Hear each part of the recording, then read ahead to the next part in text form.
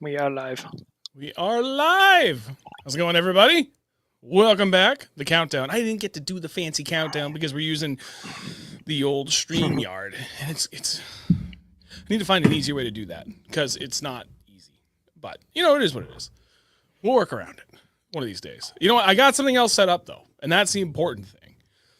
We're getting better. Little bit by little bit, we get better. Dude, I am so far behind on messages too. Holy crap. Ay. We're getting Sorry, there. I sent you a funny video. I'll watch it. Did you watch the funny video I sent you earlier? More importantly, did you like the one I tagged you in on my story yesterday? Yeah, I shared it. That was funny. All right, let me make sure. Oh yeah, all right, that's up. That's good. That's good. Okay, so I need to. Oh boy. I don't think I can do this the way I want to. What are you trying to do? I'm just trying to make sure I can see the YouTube chat because everything's just a little different. Hey, come back here. Where'd you go? Oh my god, technology! I tell you.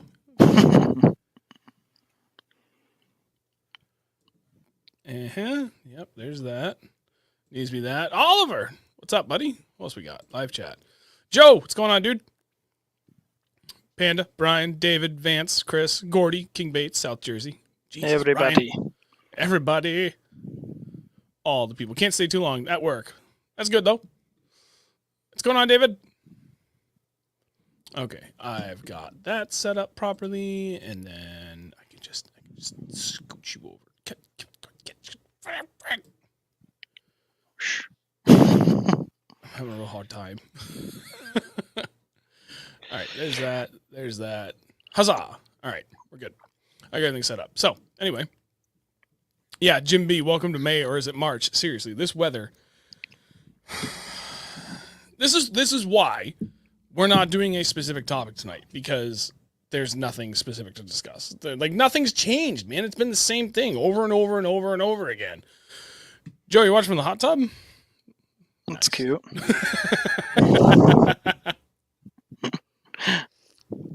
Oh, what's going on, Ron? Bob, hey, buddy. Glorious. Yeah, that's right, Panda. What'd you? Sorry. Wondrous. It's wondrous. Yeah, David. Got some stuff to talk about. We got a little gift for one of our awesome friends, subscribers there. Ben dropped off a very awesome gift, which we're able to use for multiple things. Yeah, it's freaking heavy. The thing's stout. He made that himself, all out of steel, all welded up. And it's got some diamond plating behind the 603 logo, which I believe he cut by hand. That's pretty sick. It is. It's clean. I like it. What's going on, Bob? What else we got? Here at work, getting paid to learn about fishing. Hell yeah. I love it, Oliver.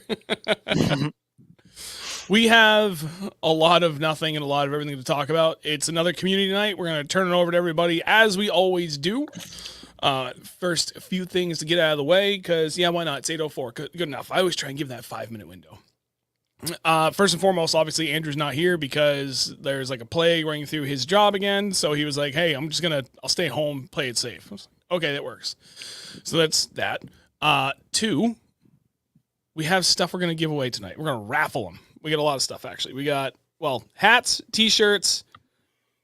That's it. I was going to say hoodie, but I have like 2 sizes left of varying colors. So I'm not going to do that. I would like to, but not yet. This is the important thing about the apparel. I got to get this stuff sold so that I can do the next order of apparel to do the summer shirts. And there's some more things coming with that hopefully we can make happen. That I'm hoping I can make it work with one of the companies. We have some more sponsorship stuff to talk about. There's a lot of moving parts going on lately. It's been pretty wild. Anyway, huh? Things and stuff. It's insane. David, thank you for my nice rack compliment. I worked hard on it. It's firm. Vance, the swim has been on. K9 coming in clutch. I really wish I could say the same. I have not been doing it very well at all. David, what's going on, man? Haven't seen you in a while. Hope work and everything has been treating you well. Okay, so back to business. Thank you for watching. Always greatly appreciate it. If you guys are here and you haven't dropped a like on the stream, please go ahead and do so. That helps immensely. If you're going to watch this after the fact, leave a comment. I've been slacking a little bit. I used to be able to get to them every day. Now it's like every 3 to 4 days, and I just like blast out like 50 responses. So, but I get to every single comment in some way, shape, or form. If you are already subscribed or following us on Instagram or anywhere else, turn post notifications on as well. That helps like crazy huge. It's just been another like that same slow, steady, but still climbing growth on pretty much friggin' everything. And it's been awesome, and it's just affording us more opportunities. So we can't say thank you enough. Hit record. Thank you. Brian Boop. says. Brian, MVP. he's got us twice now. This is great. David, my daughter just asked me why Andrew's not at the YouTube place. For a moment, I actually misread that as YouTube Palace in my brain, and I was like, I kind of dig that. I am the YouTube Palace. Trying to think. So we covered that, and then yeah, we're gonna do some raffle stuff later. And I thank you to Steve Sargent. He's here in the chat. He told me about this website called Wheel of Names. So it's gonna make it easier for me as long as people have paid. I can just go in, type your name once, and I'll just control, copy, paste however many times I need to. Oh no, recording is stopped. Oh, memory card's full. Whoops. That's okay. StreamYard records it. We're covered. Cool. That would make it a lot easier. So, that was I just saying. That distracted me. Yeah. Oh, right, the Wheel of Names thing. So I can easily put everybody's name in and go ahead and randomize it. It's all right there, and I can share the screen so you guys can see it the whole way through, and it's going to be a lot better. It's pretty sweet. It is pretty sweet. Womp, womp, womp. David, that's awesome about starting a new job, man. Congrats. Finally getting some fishing. They're actually biting today. I bet they were, because they weren't biting on Sunday. No, they were not. We will do that next for our weekend fishing report. And then there's a smidge of a chance we can go fishing this weekend, but I am going to need your help going through the boat and doing some general maintenance stuff. Because we got to change the water impeller. And it's not terribly difficult to do one person, but it's a hell of a lot less stressful with a second set of hands. 5 bolts, drop the whole lower unit. 4 bolts, holds the whole thing in. Take those out, pop the whole thing out, put the whole thing in, rebolt it back up, done. It's just kind of if it's the same as my Mercury, I just remember it was kind of a pain in the ass to get that whole freaking shaft lined back up in there. I remember every time Rafter came over to help me do it, it was that was always good for 3 minutes of just tweak it just a little bit, and you'd feel it kind of catch, and it's not going. Yeah, we'll get it. You gotta grease the shaft. We got that. We got the water fueler separator, because I got the tool for that. And some just general maintenance, lubing stuff up, tightening things down, double checking bolts and fasteners, the whole 9 yards, Put some time in on that. But the wife has said, because we don't have any plans for Mother's Day, she's like, if you want to go fishing in the morning and just, do that for a little bit, then come back around lunch, do that. I love your wife. I'm going to do that. Yeah. So that's that. All right, let's do the weekend fishing report real quick. TV18, hey buddy. Drew, hi, and little Tommy. I'll let you lead off with that. So we did fish Sunday, and I will start with this one thing. This is the first time, and I don't know how long, that both of us slept in past our alarms. Oh man, yeah, I woke up and it was 6:15. I was like, we're going local, so maybe he just went without calling me. So I texted him. I called him twice, and then I texted him. No answer, and then he calls me. He's like, "Hey," I'm like, "Yes." All of a sudden, I started to wake up, or maybe I was half asleep, and my brain started to become aware of it's bright in my room. My eyes aren't open, but I can tell it's bright in my room. And at that same moment, my wife fucking hits me. She's like, "Sean, oh my God, Sean, you slept in." I'm like, "Oh, damn it." I get up, look at my phone. Andrew missed calls. I'm like, "Oh no." And as I go to hit call, I'm like, "Oh good, he only called me 10 minutes ago." Yeah, so that started out great. Now we get out to a local place, and it just, that's about it. He got one good smallie. Yeah, the lake's always good for a few of them. And that was about it. I got 2 on the chatterbait, 2 small ones. No How many bigger than pickerel? this. Jeez, it's a lot. Too many. Too many. Too many. And so we packed up on that lake and went to a different lake, and it was the same story, pickerel. Pickerel That's about galore. it. And the weird thing about it was like, all right, yeah, different times of the year, right? Like we know roughly general areas where you should be looking. Just wasn't happening. And then we started searching out of areas that you would never even think to look at this time of the year. But we were like, let's just forget it, man. We got to try everything. And we were out like fishing way offshore. We were checking like basically veggie patches, you know, like big thick patches of milfoil that don't die off over the winter. I mean, we tried everything. We left absolutely everything out there across 2 different ponds, and I got 3, 2 at the first one at the second one. Andrew got 2 at the first one, none at the second one. Over what, like 11 hours of fishing? No, not quite that long. I think actually we were only out there for like 8. Really? Yeah. Yeah, it was just about 9 because I remember it was like 8:50 something on the recorder.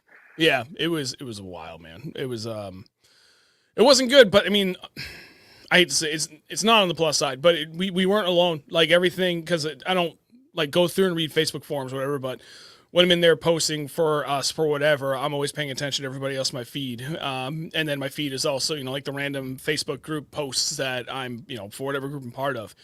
And it seemed like only a very small percentage of people got onto him. So if you did and you were one of those people, hats off to you, man, because we could not figure it out. And it sounded like a lot of people struggled all over, except for maybe further south. Like I saw some guys posting from the Cape where there was a little bit more consistency down there, but it also sounded like some of them were starting to like bed up. So like they were getting pretty rowdy up shallow. Not where we were. No. So we'll see what this weekend brings us. But it's Mother's Day, so for anybody that does get out, awesome. If not, if you're at home with the wife or your mother, whatever you guys are doing, awesome. Regardless of what you do, I hope everybody has a wonderful weekend. So last weekend we're back fishing in New Hampshire, and then the following weekend we're up on Champlain for 4 days. Going back to the chat, William Mathis, Yamaha gear case, much easier to reinstall in the black motors. Thank God. Ben, got to get it ready for Champlain. Absolutely, buddy. And then Ron, got the docks okay to sit on the bank and fish if friends take me. Going the next 3 days. What are they hitting? Jigs, jerkbaits, lipless, chatterbait. Probably a Senko. Probably a Senko. Yep. Ned rig too, actually. Joe, had last Friday off to practice, slept in and fun fished instead. Great decision. Hell yeah, buddy. That's awesome. Didn't I see you guys actually had a pretty good turnout in one of the tournaments this weekend? Correct me if I'm wrong. Yeah, it was very, very slow there, Drew. I mean, yeah, you were one of the other guys I talked to. It was just a lot of people. I mean, didn't matter where anybody was. There's just a handful of people that seemed to do really well, and that's just kind of how it goes. Aside from that, is there anything else that we need to cover before we just open her wide up? Yes, they were big pickerel. They were very big pickerel. Actually, you caught one that was a freaking giant. Yeah, baby dinosaur. Yeah, it was pretty big. Baby gator. I thought it was a big bass. The thing is, they weren't hitting like we would typically get for pickerel either. So it was like there was a couple where like we got trucked. We're like, oh yeah, no, that's finally a bass, and it fought like it the whole way. It was just weird the way they were hitting, and then the quality of the fight. Like at no point did I think it was gonna be a pickerel until all of a sudden I got boat side. I'm like, oh, what the hell? But yeah. At least that smallmouth was predictable. Oh, here's a question. Yeah. Let's get into this. All right. We're talking about community night. I need to hear from the community. I need help. What are you all tying for your leader knots? Because I don't know what the hell is going on. I started with double uni a couple years ago, and it worked, except for the later and earlier in the season I started fishing. Oh, right. Sorry. Well, water temperature, we had 54. The first pond anywhere from 51 upwards of 54 and a half and some really shallow back pockets. And they were loaded with bait, but we never saw a single bass. No. And then the second pond we hit was like 54 to 55. So it's kind of close, but yeah. Anyway, so I started with double uni. I like it. It works. It's not as strong as I want it to be though. And it's a bulky knot. So when I'm fishing really late and really early in the season, the ice build up on my guides, it would constantly get stuck. So then I finally tried an FG knot, and it's not bad, but I had it, and then I lost it, and I lost confidence in tying it. So then from there, I have to look, because I'm pretty sure it's the Alberto knot. I was about to text you Alberto knot. That would have been funny. Text me Alberto knot? Yeah. Yep, Alberto knot. I don't know why I keep wanting to call it a blood knot, but the Alberto knot. And I don't know if it's just my rod. There's something wrong with one of my guides. I've done the whole Q-tip trick against the roller on my spinning wheel. Every single guide, there's no nicks in it. It's coming away clean. I have no idea what I'm doing wrong, but I'm constantly just casting off my bait, and it's just coming untied at the leader knot. So I'm doing something wrong, but I don't know what. I knew everyone was going to say FG knot, but you know how much a pain in the ass that knot is? Yeah, I know. It's one of those, if you get used to it, I just feel like there's more margin of error. Like, I'm not too concerned with the speed. I'm more concerned with it seems like there's very little margin of error inside of that. Joe, all right, yeah, fish backs to backs on Winnie. Tough bite both days, but managed to catch a few checks. 4 largemouth for 14 plus Saturday and 4 smallmouth for 12.5 on Sunday. Nice. Lowest weight I've seen win in a few years, but love the grinders. That's awesome, man. Congrats. Yeah, because you fished Back Bay on Saturday, if I remember correctly. I think that's where I saw the results. All right, so David Toll, starting there. FG knot, then blood knot, FG, FNG. Wow, geez Louise. FNG works great once you get used to it. Oh, yeah, Joyous Fox. The smallies in the rivers have been pretty active while I've been targeting trout. That's awesome, man. Blood knot. Ronald said in Rhode Island, water was 51 yesterday. Wow, I would have thought warmer. Brian Ernest, Alberto, double uni, blood knot, GT knot. I think it's the first I've heard of that. What's going on, Donk Swampy? Thanks for joining, buddy. 51 here, Battle Shop. Yep, I use the FG and watched the first video on YouTube, and it was really helpful. I had to watch a couple, and I finally came across one that my buddy John from Wicked Custom Rods shared with me, and that made it click, and I was able to tie it really well for 2 weeks. David, Salt Strong and Bass Geek have good vids on FG knot. Palomar knot, I don't think you really use for a leader knot, though. What if you could? Maybe. But I feel like it would be bulky. And they'd be back to just uni to uni. Yeah, true. I don't even know what I use. Yeah. Joe, yes, Ben's does carry some Beast Coast jigs. Not the whole lineup. I just checked the other day. They've got Little Magnums, Hustlers, and I think some open water snipers. But that's about it. Because I was looking for some Vanquish jigs myself. And unfortunately, they didn't have any. So I had to order elsewhere because even Beast Coast was out of stock. Do I share how much money I spent on jigs yesterday? Was that yesterday, 2 days ago? Literally nothing but jigs. It was, and then 8 bags of jig trailers. My 250. It was a lot more than my depths. It was obscene. It was $450 between 2 orders just for jigs and 8 bags of trailers. 4 bags each of 2 different trailers because I have plenty of all my other colors, but my 2 go-tos for that color, I was all out, and something like that, if I needed a pinch, I'd typically drive out to Bass Pro because it's not that far, but that has not been a convenient ride for me lately, especially with the job change, whereas I used to be able to pass on my way home. So I was like, no, screw it. I got to order jigs, so I'll just order them anyway. Albert, of course, you text me, Alberto.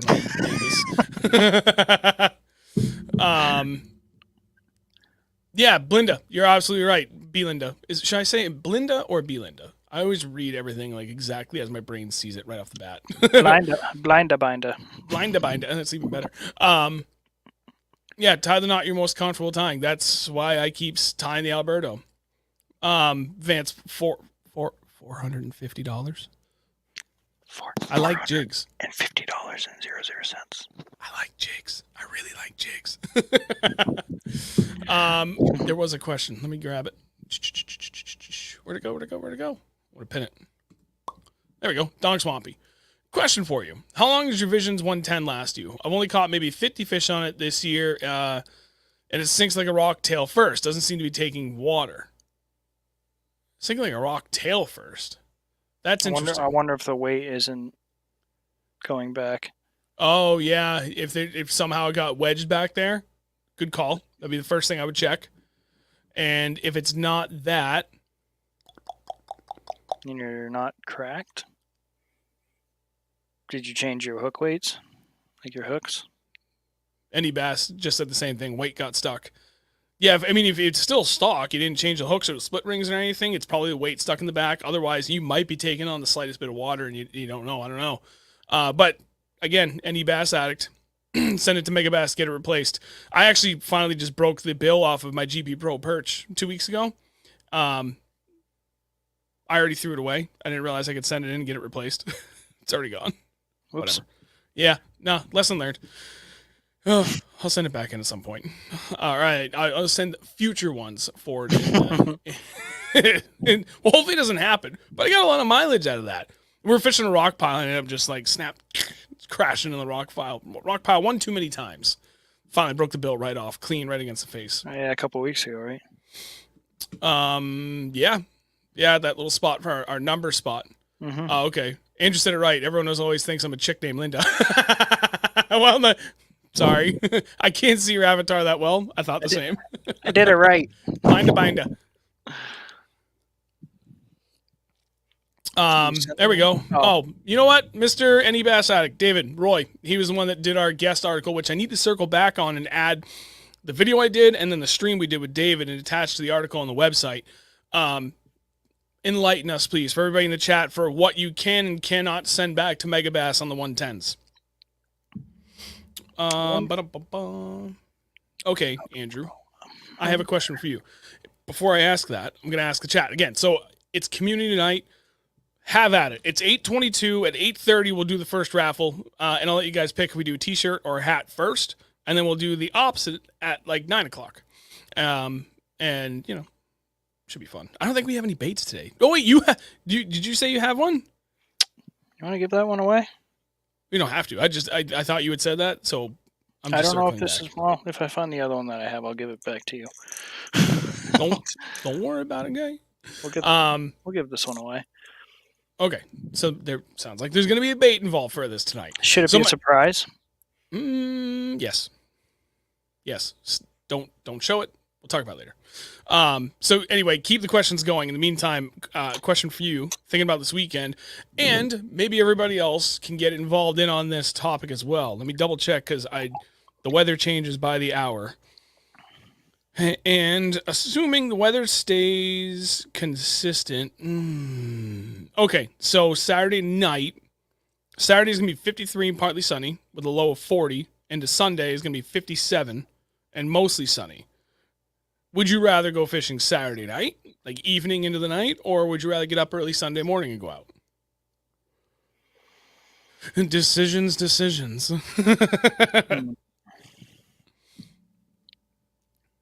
What was Saturday again? It's going to be a low of 40 overnight.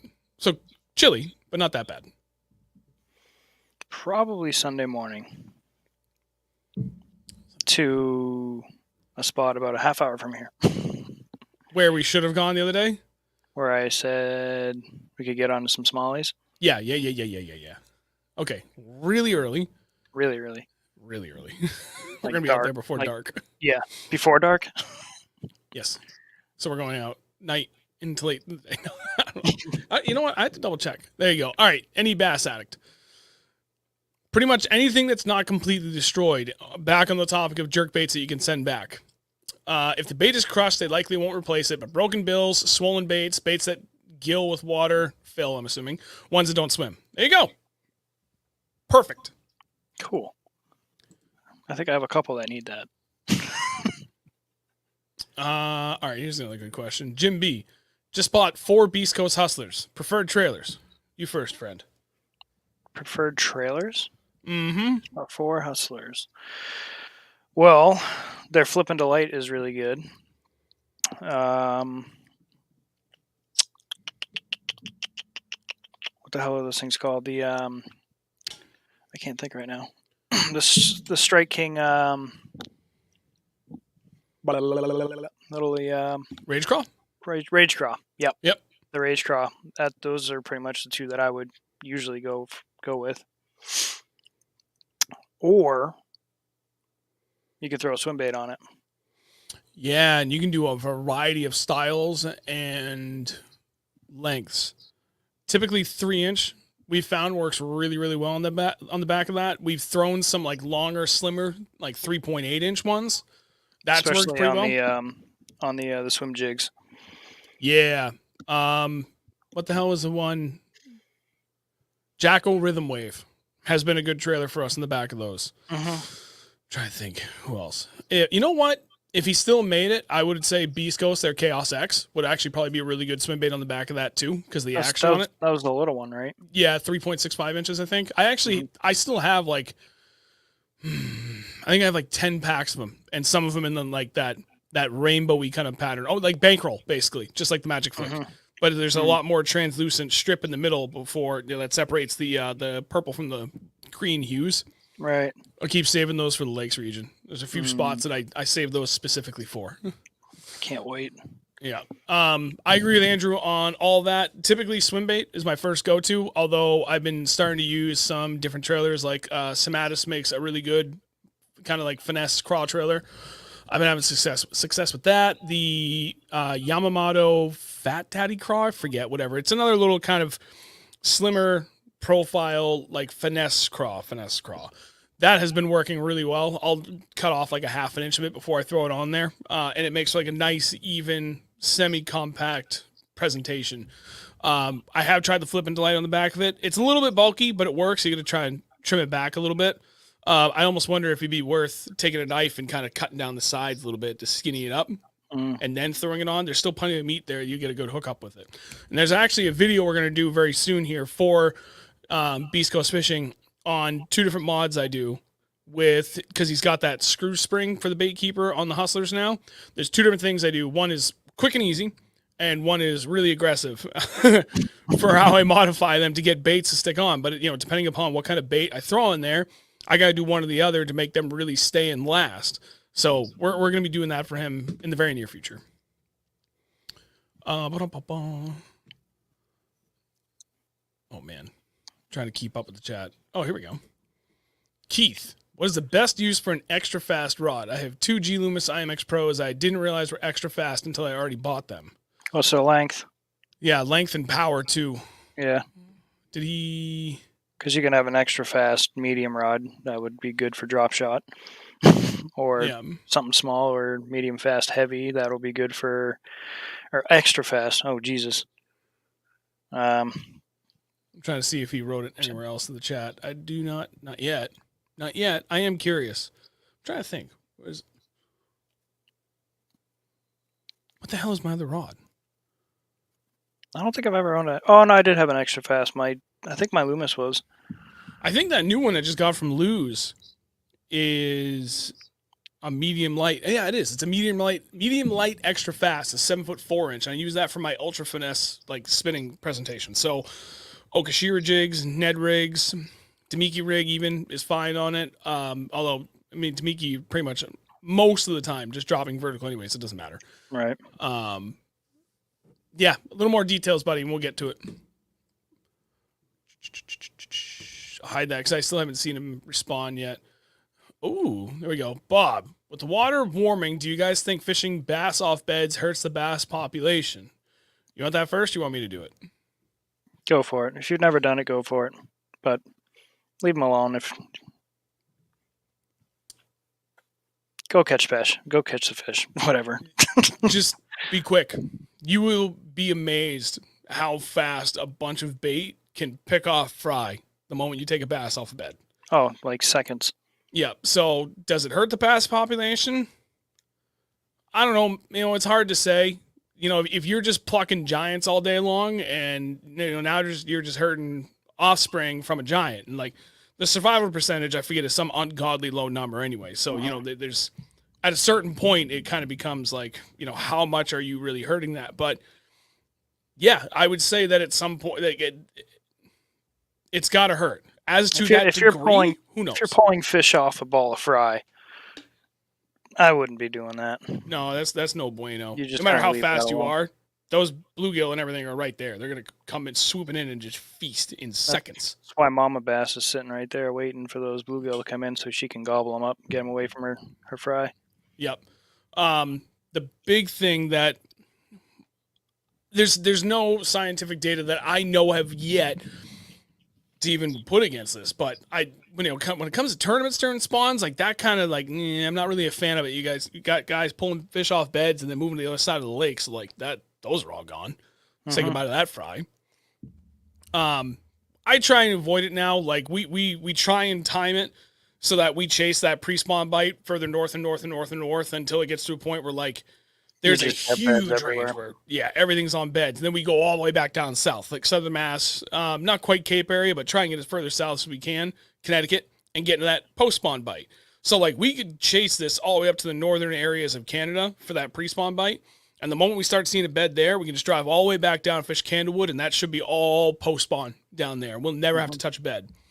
But there's some times, I mean, last year is a great example. We were in the Lakes region, and we're trying to time it so we got there when the water was like 55, and just try and get on a killer jerkbait bite or like, snapping a tube aggressively, things like that.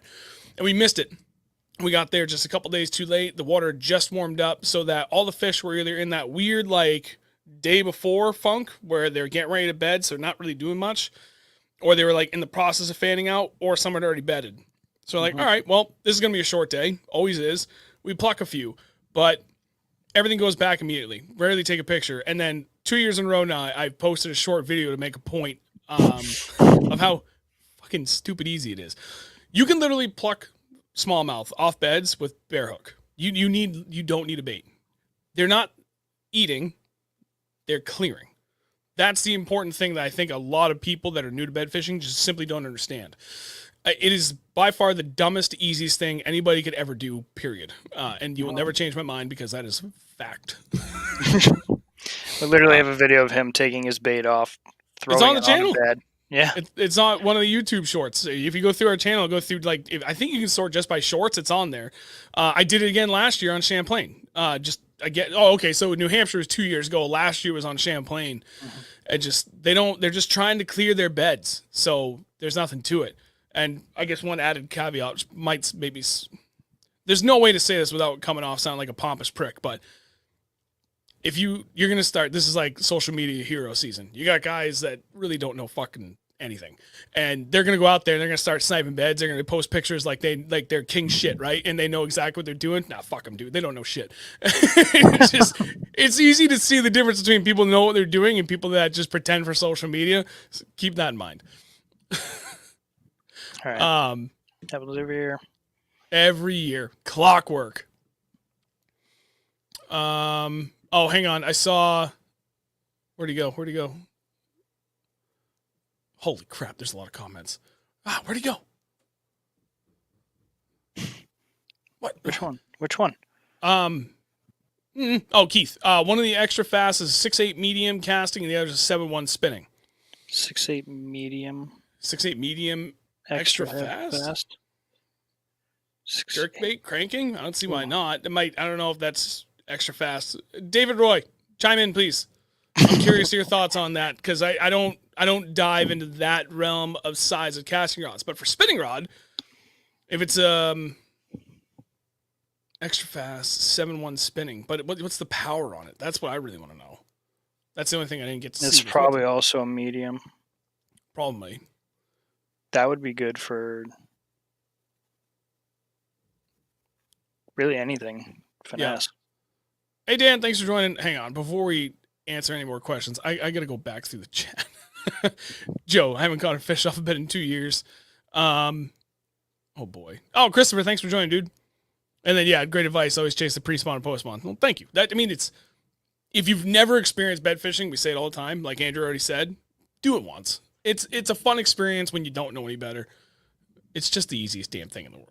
I mean, you see a 4 or 5 pound fish sitting on a bed. It's like, how can you not throw at that and try and catch it? Right. Joe, are you saying for me to send you a PM? Or are you talking to somebody else? Okay, here we go. King Baits. I use all Shimano reels. Would you guys recommend I try a loose reel? If so, which one? 110% yes. I'm not just saying that because they're my sponsor. I could refuse to re-sign with them any one of the last 4 years, and pretty confident I could go out and get another deal elsewhere, but I've been extremely happy with everything Loose has to offer. So with that in mind... Honestly, their reels are... I mean, I got boxes on boxes in here of reels. They're all Loose. They're so good. And they're phenomenal reels. That said, I do agree with Blind to Binda. If you have an option, you can stay with Shimano. Shimano and Daiwa to me are some of the best out there. Yeah, for Lose, sure. I feel, is number 3, which is not a bad thing. by all means. I had nothing but Daiwa and Shimano before I got sponsored by Lose, and they're a phenomenal freaking company. I have been extremely happy with all but one reel I've had from them. So I'm just curious, like, what are you looking for? Spinning, casting? Are you like kind of what's your budget you're looking at, and what techniques are you really looking for to use it on? I mean, right now on my jig rod, I got the custom light speed spool SLP. Yeah, I think it's only a 7.5 to 1. I think. Is that the one I have over here too? That's the laser rod. Where's John? 7.5 to 1, yeah. But this thing is so friggin' light. Like it's what does it say? 4.9 ounces. It's ridiculous. That's one of the lighter reels we own. The Hypermag, I think, was the lightest. And then what's the other one? The SLP Pro? The Hypermag, which I'm probably going to switch over to my jig rod now, which is 8.3 to 1. Yep, and that's 5.5 ounces. Yeah, 5.4. Oh, it was close. It was off by 0.1. 5.25. And then, these are the 300s. This is what I use for my swim bait rod. We both use them. The Super Duty 300. Why? I have 4 of those now, and they're all phenomenal. I have 3 at the 6.5 to 1, and I've got 1 at the 7.2 to 1, I think is what it is. Maybe it's 7.1 to 1, I forget. If I get another one, I definitely want to get a faster one. Shit, I kind of want to get rid of my faster one, so I'll trade you. Yeah, that works. Wait, why? You're not using that one? Oh, wait. This is on my swim bait rod right now. You want to trade it? Yeah. Use it for a day and then let me know what you think. And we'll go from there. All right. I can line it up. I got more of that 24-pound Defiant line too. Oh, yeah, I want to try that stuff. Yeah. All right. Hang on. I see him. All right. There we go. All right. $300 and under, casting reel for jigs or reel for a chatterbait spinnerbait. 2 different reels in my opinion. Because chatterbait, spinnerbait, you're better off with a 6.3 to 1. Because then that way, if you need to slow roll it, you can do that, and you're never going to overwork it or go too fast, like you would if you had a higher gear ratio. And for jigs, excluding swim jigs, for all my other jigs, I am only using the reel to take up slack or to catch up to a fish that is, that bit. So I like 8 point whatever and higher for all my jig reels. Andrew just held one up. That reel, which one is that one? It's the Hypermag. Okay, Hypermag is probably my number 1. Although that newer one, where's that box? And then this is, I don't know if you can read the specs on it, but... is that the new one, or is that the one that we both have? This is the brand new one. Oh, wait, that's Hypermag. Sorry. I thought you were, what was that other dark gray one? For the life of me, hang on, I got to get the box. It's going to bother me. The dark gray one, this one right here, I'm going to fall over.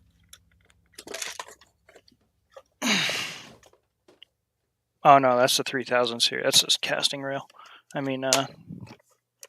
Spin reel. I would go, if you're going to spend $300, either, what is that, the custom, either the custom light or custom light, the Hypermag, or the, what was that other one we had? The custom SLP speed spool, I think is what it was. So all of these are about 300. I think the custom light was 270. The Hypermag is, I think it went up. It used to be 300. I think it's 320 now. And then the SLP custom, whatever it is, that one's a 280. Yeah. And they're all phenomenal reels. They all come in higher gear ratios. I believe all 3 come with the carbon fiber reel on it, or handle on it. They're all hella light. Pretty good line capacity on them too. I would say that this newer one, the custom light SLP, is probably one of the lighter on line capacity. But I mean, look at this. Which one is that one? Is that the light? Yeah. Yeah. So I'm waiting on a jig rod from John at Wicked Custom Rods to get a home for that one. If you're gonna go with jig and want to do chatterbait with it and spinnerbait, I would go with like a 7.3. Or 7.5. I think it's a 7.5. Or lower. If you can find a 7.2. But even still, I really feel like you're going to overwork those moving baits when you don't want to. That's my concern. What is this one? But if you need one do-all, then yeah, I agree with Andrew. Get If something it's a dual, I would have it above 7, but keep it. I wouldn't go any lower. low to mid, like a 7.2. Like Shimano Corrado, I believe, is 7.2 to 1. And I know Lewis offers several reels at that same gear ratio. And I've used my Corrado for jigs and sometimes chatterbait, but that's kind of later in the year when like I know I can get away with burning it, so I'm not really concerned about overworking it. So it works for that. Yeah, I don't know. That's what we got. If anybody has a big handle, looking to get rid of it, I kind of want it for my 300. All right, cease the questions. Hold tight. We are 10 minutes past what we're supposed to be doing for a raffle. Oh, yeah, what are we raffling? I'm going to put this in the chat. Oh, you guys want a t-shirt or a hat first? It can be any hat. I've got... Let me just go get them. That way I can show and tell. Okay. I would go with a t-shirt. Unless you don't have a hat yet. If you don't have a hat yet, go for the hat. Oliver wants a hat. Went to Tula Elite. Okay, everybody's seen the t-shirts at this point. I mean, Andrew, show off yours a little bit. We have black t-shirts with that white logo. We have the kind of, I forget what it's called, the heather gray with the colored logo. And then for hats, all flat brim, snapbacks, multicam, all at the OG logo too. Gray, black. Salt jersey, thank you. I'll check that out. So we're going to do both, but you guys get to pick which one we start with. We'll go with that. I see one t-shirt and one hat. We're not going to raffle that rod rack. Hell no. Keeping that forever. Bring that to the expo next year. All of them. We got a lot of stuff to get done for that expo, buddy. Yeah, dude. I've got ideas. We need to talk and start planning well ahead of time. So does Dan. So does Dan, yeah. Three votes for a hat, 2 for a shirt, 3-2. Get a few more votes and I'll decide what to do here. T-shirt. Uh-oh, it's even. Give it one more minute. Hats leading 4-3. I need to... What am I doing? Hat. Uh-oh. Okay, hat just took the lead. Hat. Okay, we're going to do the hat first. Hat. So, okay. Hat. What do I say? Hats and t-shirts the same price. So let's do it this way. I'll put it in the chat in 1 second. It's $8.43. I'll give it till $8.50 for everybody that's still here. $2 per spot. We'll waffle these off. Even your mom said hat. As many entries as you want. PayPal, Venmo, here in the chat. Doesn't matter to me. Whatever works. And yeah, I'll close it at 8:50. So you got 6 minutes. So Venmo is writing in the chat as we speak, people. There's not supposed to be a space there. It's just all Snoop 603 bat. Stupid thing. Oh, stupid. Yeah, well, it's just because of the... There we go. There's PayPal. Here, let's do it this way.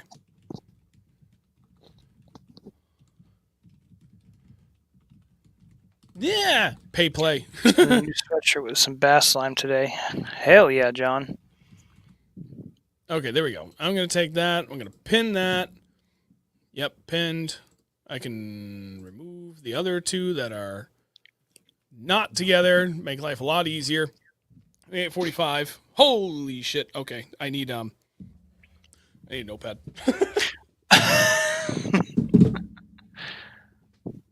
Is that all coming? Oh, boy.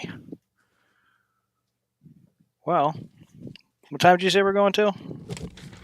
And as I'm starting to collect all this, what I'll do is I'll go ahead and I'll grab another comment that we can pin and keep the conversation going in the meantime. So you guys just sitting here looking at me writing things down like a madman.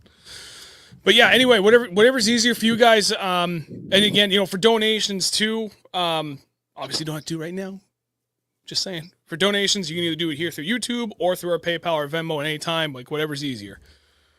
Ron's got one for the waffle. Yep. Hope did right. He did. All right, let's grab something. Actually, what I should do is set a timer on my phone so I don't go over like I typically do. So I said 8:50. Jeez, that's my phone. I'll watch it. What did I say? 850. 850. Yep. Okay. 850. 850. I got to do something about these mics. All right. Who else did we miss? Oh boy, we got to go way back. Yeah, I know. I'm looking. Little Tommy, my PB's on the stealth blade. That was only 15 minutes ago. Sorry, buddy. All right, we can like rifle through a lot of these fast. Oh, Ben had a really good question. Oh, okay, Donk Swampy. This is where I left off. Do you think higher pickerel populations ruin bass size population? Recently discovered a lake near me loaded with bass, about 2.5 pound average, but it's also loaded with big pickerel. Yes. I think so because they're fighting for they're competing for food there. Yes, big time. They're all going after the same forage. And pickerel are freaking monsters when it comes to feeding. Mm-hmm. They'll just keep eating. Seriously. Ben with another good one. With the fish beginning to push in warmer water, if you're trying to avoid bedding fish, what is it that you're looking for? Covering a few different weather conditions as well. The fish beginning to push. What is it that you're looking for? If you're trying to avoid bedding fish, literally just not finding bedding fish. I'm not saying that to be a cheeky dick. I'm saying like that's literally it.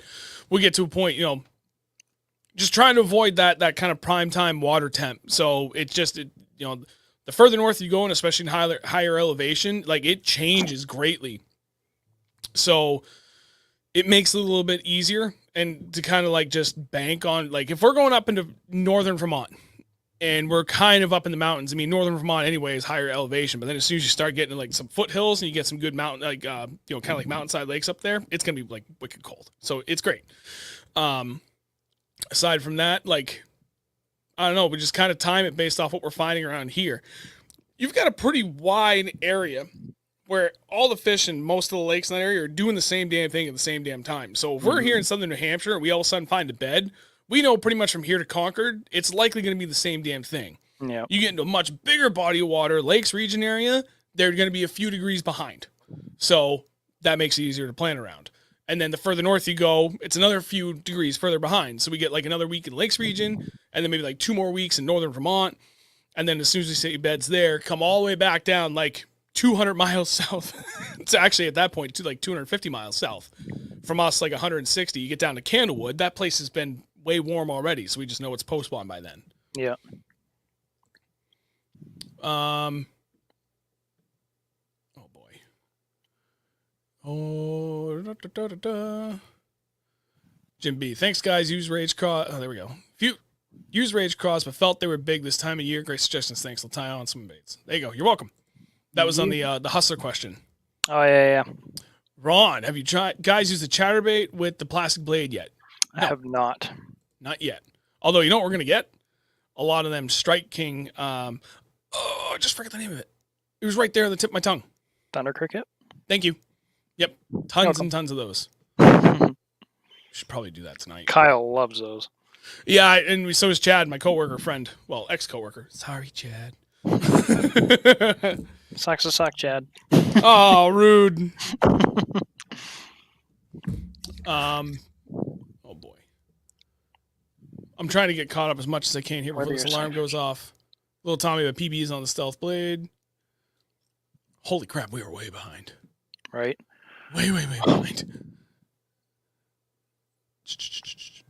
And there's the alarm. Okay. Stop on that. Although if any others come in the meantime here too, it'd be good. Holy crap. Yeah, that's true. Jim B had a really good point. While some bass are bedding, some are pre-spawn and some maybe post-spawn. Target those. Mm-hmm. That's true. That is very true. Look for the ones that are roaming around. David, I should have just come to your house tonight. Yeah, that would have been better. Oh boy. I'm trying to find something that you can start reading into. I'm at, oh God. Dude, how far back are we? Here we go, Chris. So many guys recommend a high gear ratio for spinnerbaits. I found that you need a low gear ratio for spinnerbaits or you will lack the torque to reel in the spinnerbaits all day. Truth. Mm-hmm. For sure. I like using something around like a 6.3. Okay, we're just about caught up. Oh, wait. Okay, you guys can throw more questions at us too.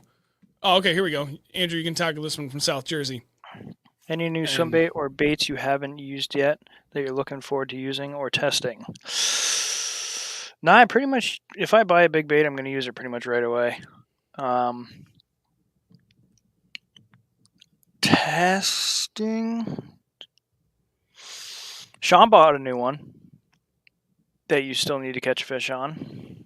The that walker bait, whatever that thing oh, is. the Mega Bass Eye-Wing. Yeah, that thing. That thing looks sweet. And it's loud. It's Ooh, noisy. I really like it. Actually, I do have a bait that I need to try throwing a little more. The LFOD monk. Yeah, dude, we've been throwing that pretty hard lately, and We have been throwing it. We haven't got shit on top water yet. It's I know. so annoying.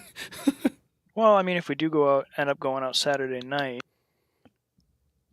it's starting to happen, man. It's got to be. Know. I'm seeing other people do it. I know these guys are like grinders. They've been doing it forever. So, all right. No place where they're not placed with a jackhammer. The thunder crickets. I haven't even used a thunder cricket. A lot of people are saying they like them. I mean, I've heard from a lot of people that they're good. But if I was just gone with Z-Man just because they're always ready available. Where would you even get thunder crickets? Honestly, do they have them at Walmart? Well, I know Ben's Tackle Shack carries them. We should take a trip there. Ooh, yeah, I know. We need to get our asses down there. We really need to take a trip there. Yeah. It's just hard for me to find the time lately if we're not in that area. But we're going to make it happen sooner than later. We'll be down that way actually pretty soon. I'm just trying to make sure I didn't miss anybody here for the raffle so we can get that done. I got Ben just had a good one. Idea for a non-streaming video. Can you guys do something that talks about the different retrieves for different baits? Like how to walk a bait, effective jig dragging, etc. Yeah.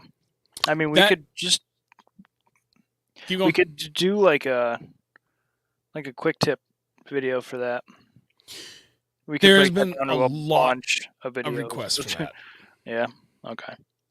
Well, my boat should be on the water in the next 2 weeks. I'm hoping.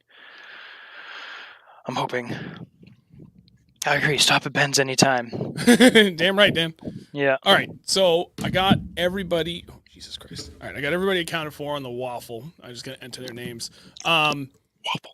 Trying to think. Yeah. So to answer that question too, we've had a lot of requests for things like more tips on how we read our graphs, more tips on how we set up our graphs, more technique specific videos on the different ways that we're working a jig, which honestly, we could break that down almost month to month throughout the whole year.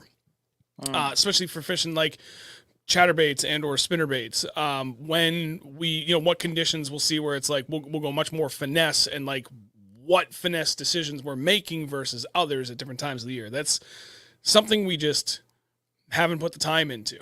That's kind of the beauty and what I love about the flexibility with the way we've always done videos where, we have a good idea of what we're going to do. We go out, we fish, and we just talk about it throughout the video, and you guys can kind of see the process for, usually we're on them, and usually it takes us a few hours to kind of figure something out. It wasn't really planned that way. It's just how it kind of happened naturally that we just discuss everything.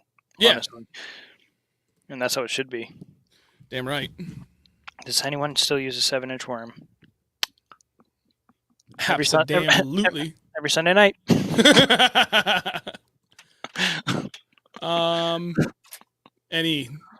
David, I have a couple eye-wings. I'll bring them next time we fish if you want to try them first before you buy them. There you go. Was there another one we could put there? Trying to find something I can put up in the chat so I can start writing names so you can continue to talk. You guys can start firing off more questions, by the way. Yeah, help. Anyone use any of the Shimano world baits? Interesting. David told Pickerel tasty clean them with the 5 fillet method. Andrew knows about that. I've never really gone into the whole 5 fillet thing. I try and get as much off the ribs as I can, which isn't much, but I usually take the whole back strap off the whole thing. It was a little bit more down by the tail you can take off each side too, and that's about what I get out of them. The rest is just kind of a pain in the ass. You got to work around all that stuff. I knew I was going to get a text about that. From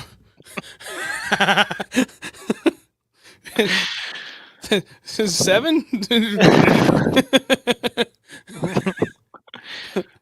Was it the pressing F for doubt and it's just spamming? Yeah, right. Oh God. I need to put him 8 times. Ben went hard buying 8 entries for the raffle. Sheesh. Also lost my zombie rat the other day trying to use it to take another bait out of a snag and bent the snap. Oh no. Wait, it just moved. The comment just moved. Where'd it go? Somehow before my line broke and ended up. Oh my god, it moved again. Hang on, I'm gonna pin it. Floating, they're able to get out 30 minutes later. Bing. There you go. Man. That sucks. Okay. Next time, just don't use another bait. That's my advice. All right, let's get this waffle done because we're supposed to be doing another. We're probably gonna roll right into the next one anyway because now it's 9 o'clock. I said I was gonna do that one then. What are we doing? Hat? Is that what we said? Yep. That is what we said. This was the hat. Okay, so I don't forget. All right, so let me show you how we're gonna do this because I can share. Should have drum roll. Screen. Yep. Share. I want Chrome tab. God, I love this. We love names. I can't. There we go. Ta-da! Okay. Look at that. Bingo, bango, bongo. Okay, so everybody's name is in there in order, as you can see. Now I'm going to hit shuffle. Bingo. And spin. This is fun. It's cool. The camera's right in the way. I can't see who it is. Oh! No! Jimmy!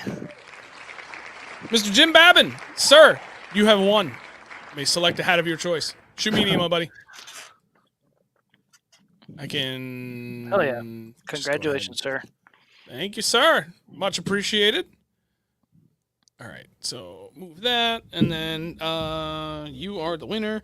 Jim, if you could shoot me an email, please. 603bass@gmail, or hit me on Messenger if you're friends with me on Facebook already. You can do it through the 603 Bass page on Facebook or on Instagram. Buddy, I don't care how you do it. Just get a hold of me, please. Tonight, let me know what hat you want, and we'll get that in the mail for you. Maybe tomorrow. If not, definitely Friday. And it should be to you on Saturday. I ship everything USPS priority. So it pretty much ships to most of New England in one day. So actually, you know what? Should be able to get it out tomorrow because I'm going to have to do a shirt too because that's what we're going to do next. All right. Let's do a shirt. So we have T-shirts. They're Gildan Hammers. They're phenomenal T-shirts. I absolutely love the weight of them, the fit of them. There's a reason why I keep picking this over and over again. And even when we had the gaming channel, we kept picking this same shirt just because, for me, it's the best bang for the buck. It's heavy but not stiff. But I wouldn't even really call it heavy either. No, it's not. Got a nice fit, like even down like through the waist. So like for me, where I'm kind of in between a large and an extra large, like if I wear an extra large from other brands, it's like it flows almost like a dress around my gut, my midriff. It doesn't hug. So it feels weird and I'm uncomfortable. But this shirt in an extra large doesn't do that. It just kind of stays not slim, but like just a little bit more snug all the way down through. It's nice. I absolutely love these shirts. This is literally the same shirt we're going to do for literally everything forever when it comes to T-shirts. We have what Andrew's wearing for that color scheme. Black T-shirt with white logo in pretty much every color. Every size. Medium through 2XL. Maybe even a 3XL on that one. Yes, I do have a 3XL. I have a couple of 3XLs. And then we have the gray with the color logo. So, wrong side. That color logo. On like a heather gray shirt. So same deal. We'll give it, it's 9 o'clock now. We'll give it till 9:10. $2 a raffle. Hit it. Let me know what you guys want. Go. Same deal. I think I left it pinned up there too anyway. Before it could be. I'm having a hard time seeing chat here. What the hell is this thing's deal? I can't select the edge of my browser. Right row. Over. Yeah, it was a pain in the ass. Any bass addict. Pawtuckaway should be renamed as the Lake of Lower Units. Same with Squam. Squam's no different. Oof. Who lost one? I didn't hit anything. It just blew up. Oh. But the only lower unit I lost was on Squam. During a tournament, nonetheless. Here we go. That is a great question from Ferris.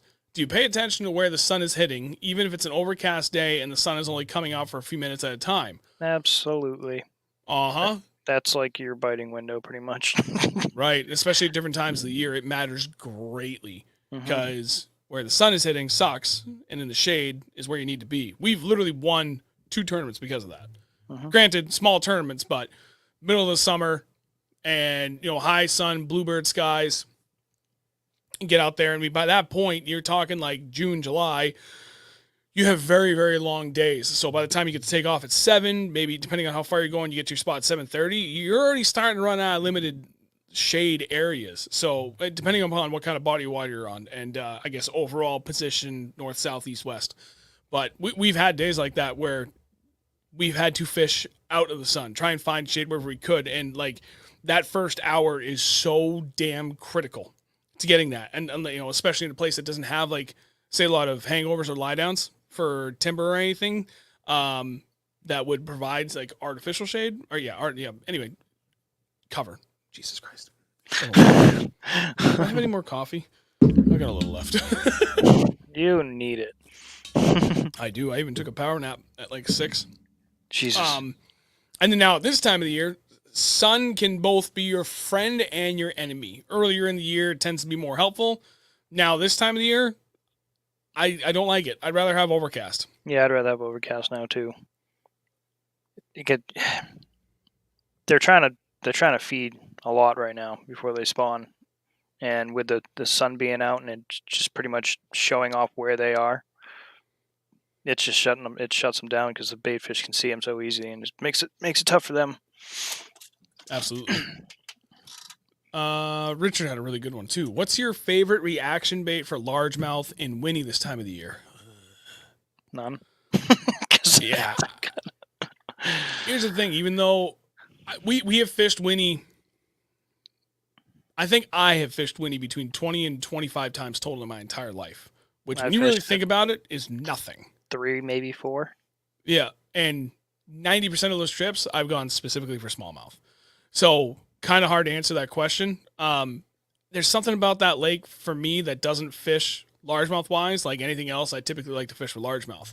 So every time I go up there and I specifically target largemouth, I tend to get my teeth kicked in, unless we're like way up top in Lee's Mills area in Greens Basin, because that fish is more like a kettle pond for me. So it makes sense. But then like I get out in the main lake areas and I see stuff that's like, that's money literally anywhere else. And then I fish it on, I don't catch shit on it. I'm winning. So I don't know, but top water for it's like the few days I've had good luck, top water.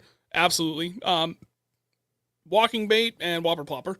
And I've caught, what was that, 2 years ago or was that last year? I caught that 5. That was last year. The tiny plopper.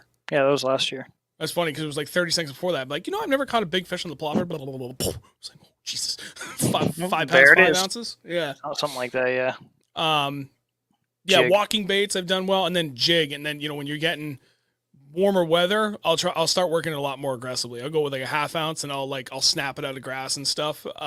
But yeah, this reaction bait wise, I mean,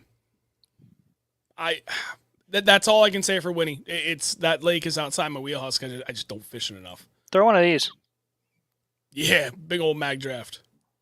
Actually, this one got split in half from one of those Plano boxes, so I burnt the shit out of it and I melted it right back into place. It worked, man.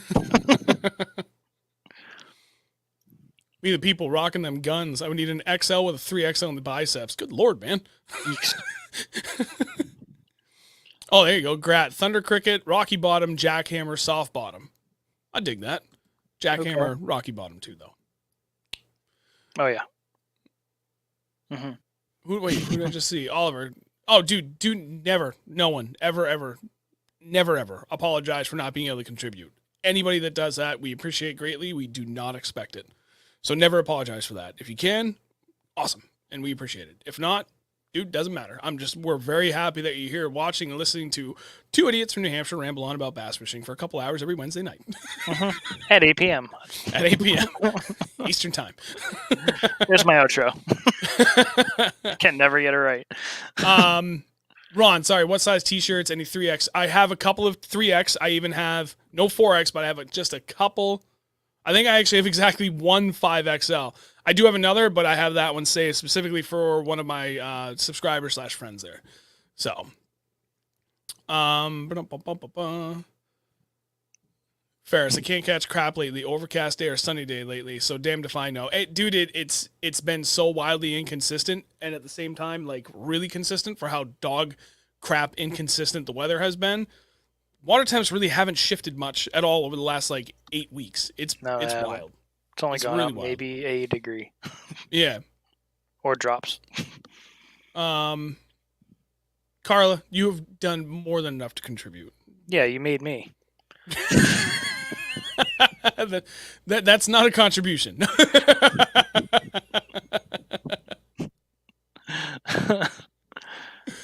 Thanks, Mom. Take him back.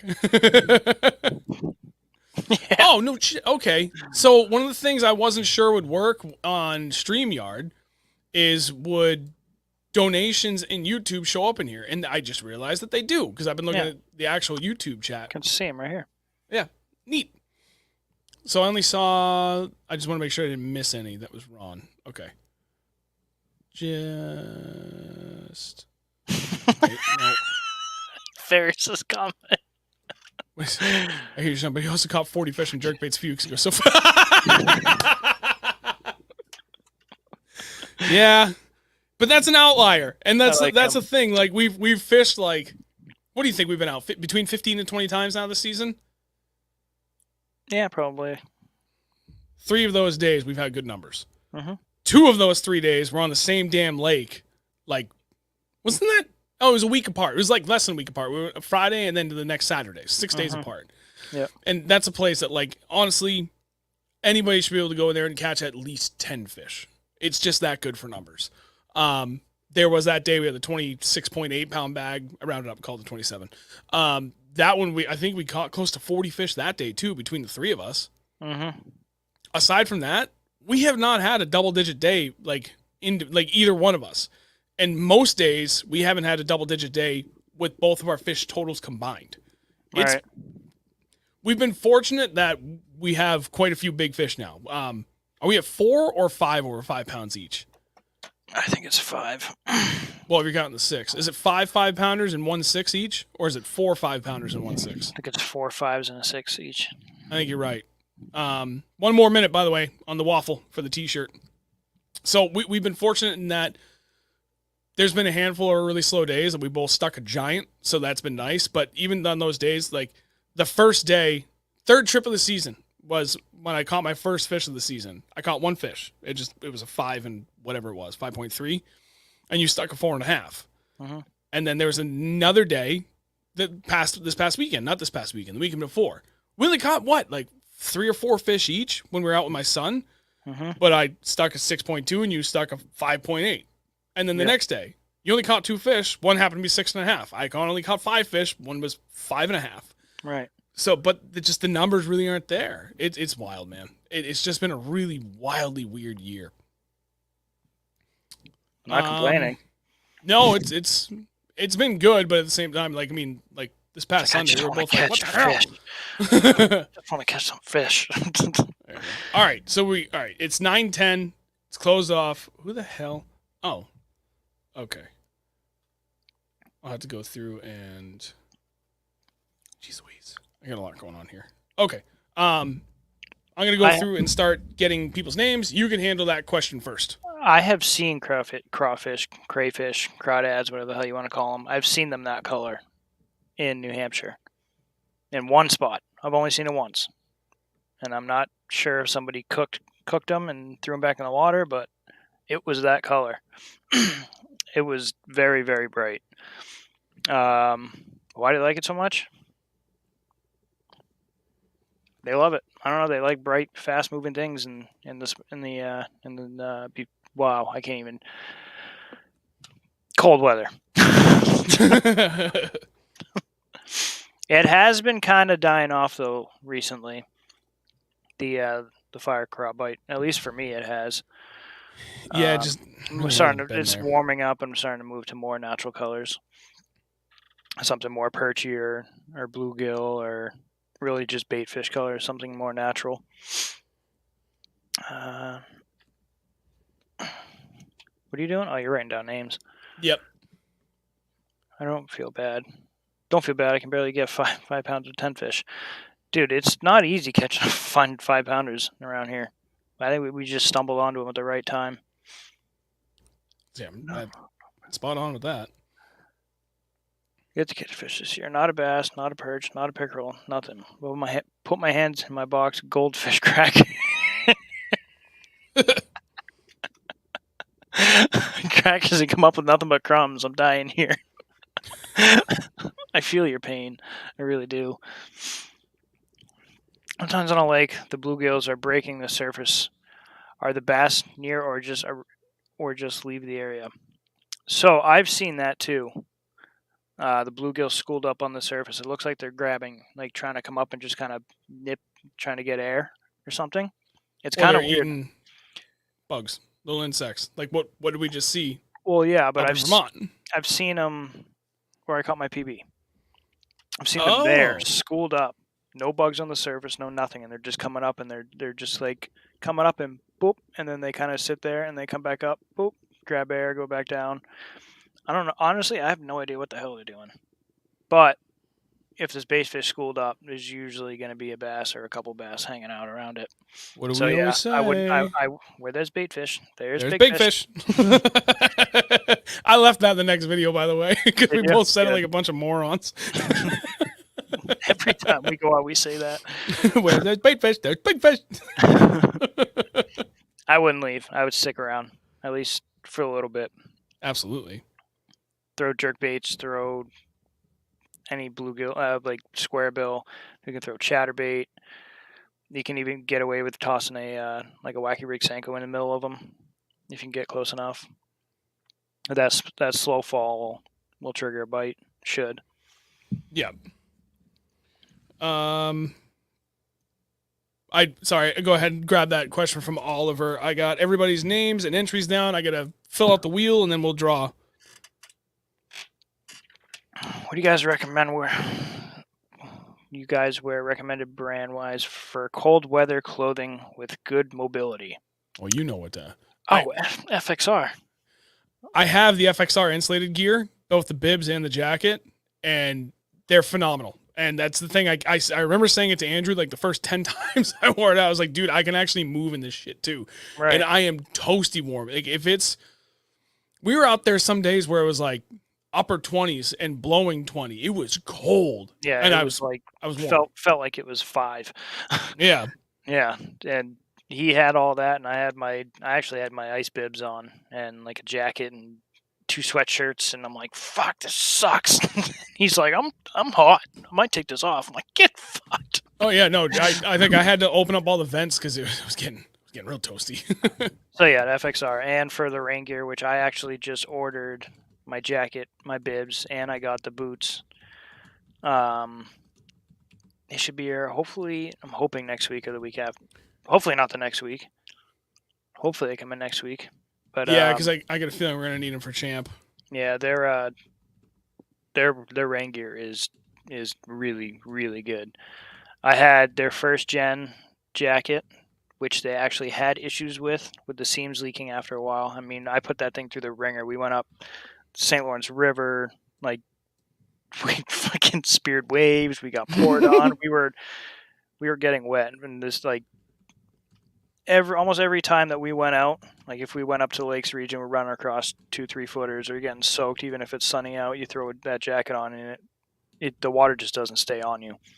Our first time up at the St. Lawrence, I had that jacket, and I literally just dunked my arm in the water and like pulled it out, and the water just fell off of it, and it was dry all day.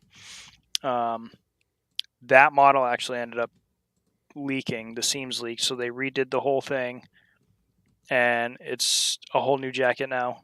All the same like breathability material and all that same stuff. Just the seams are like double coated now, so they don't leak at all. They won't leak. I mean, it started leaking I after did not like mean what, to do that. a year and a half, a Yeah, year just of about. like heavy abuse on that jacket. Yeah. But yeah, they are a bit pricey, but it is well worth it. It will keep you dry and it will keep you warm. Yeah. And to add to that, I now have had the current gen stuff from FXR, both their insulated gear and they're non-insulated, but they're jeez, I gotta look it up. What the hell is that, dude? This is embarrassing. I'm having a real hard time remembering the most basic things, but they're yeah, the M Vapor Pro like tri-laminate. There it is. Yep. For the rain gear, and I bought all mine from the current gen where they fixed everything last year, and that shit's phenomenal. I had it up on Lake Ontario in the St. Lawrence River, and Lake Ontario, it was beautiful out, but a little choppy, and we still got quite wet. Little. and well, no, this is when I was with TJ last year, smallmouth freaks. Oh, okay. And then we fished in the rain all day the next day.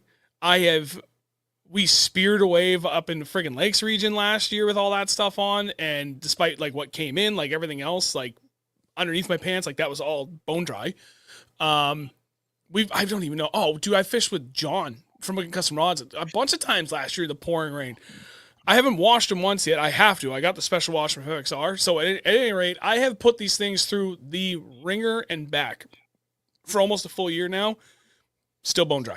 Absolutely zero problems whatsoever, and everything else has been holding up great. I cannot recommend them enough.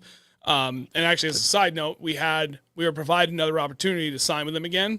Just signed with them again this past weekend. So I'm really excited that we were afforded that opportunity to be able to work with FXR again this year, because they're phenomenal. All their shorts, oh my god! I bought 4 more pairs of shorts because they're so freaking comfortable. I bought a pair of the pants. Did you really? Yeah. Hell yeah. And I got the boots, and I got a couple shirts. I got 6 shirts. I got 4 pairs of shorts. I got my kids matching, all long sleeve hooded UV shirts. Like they're great.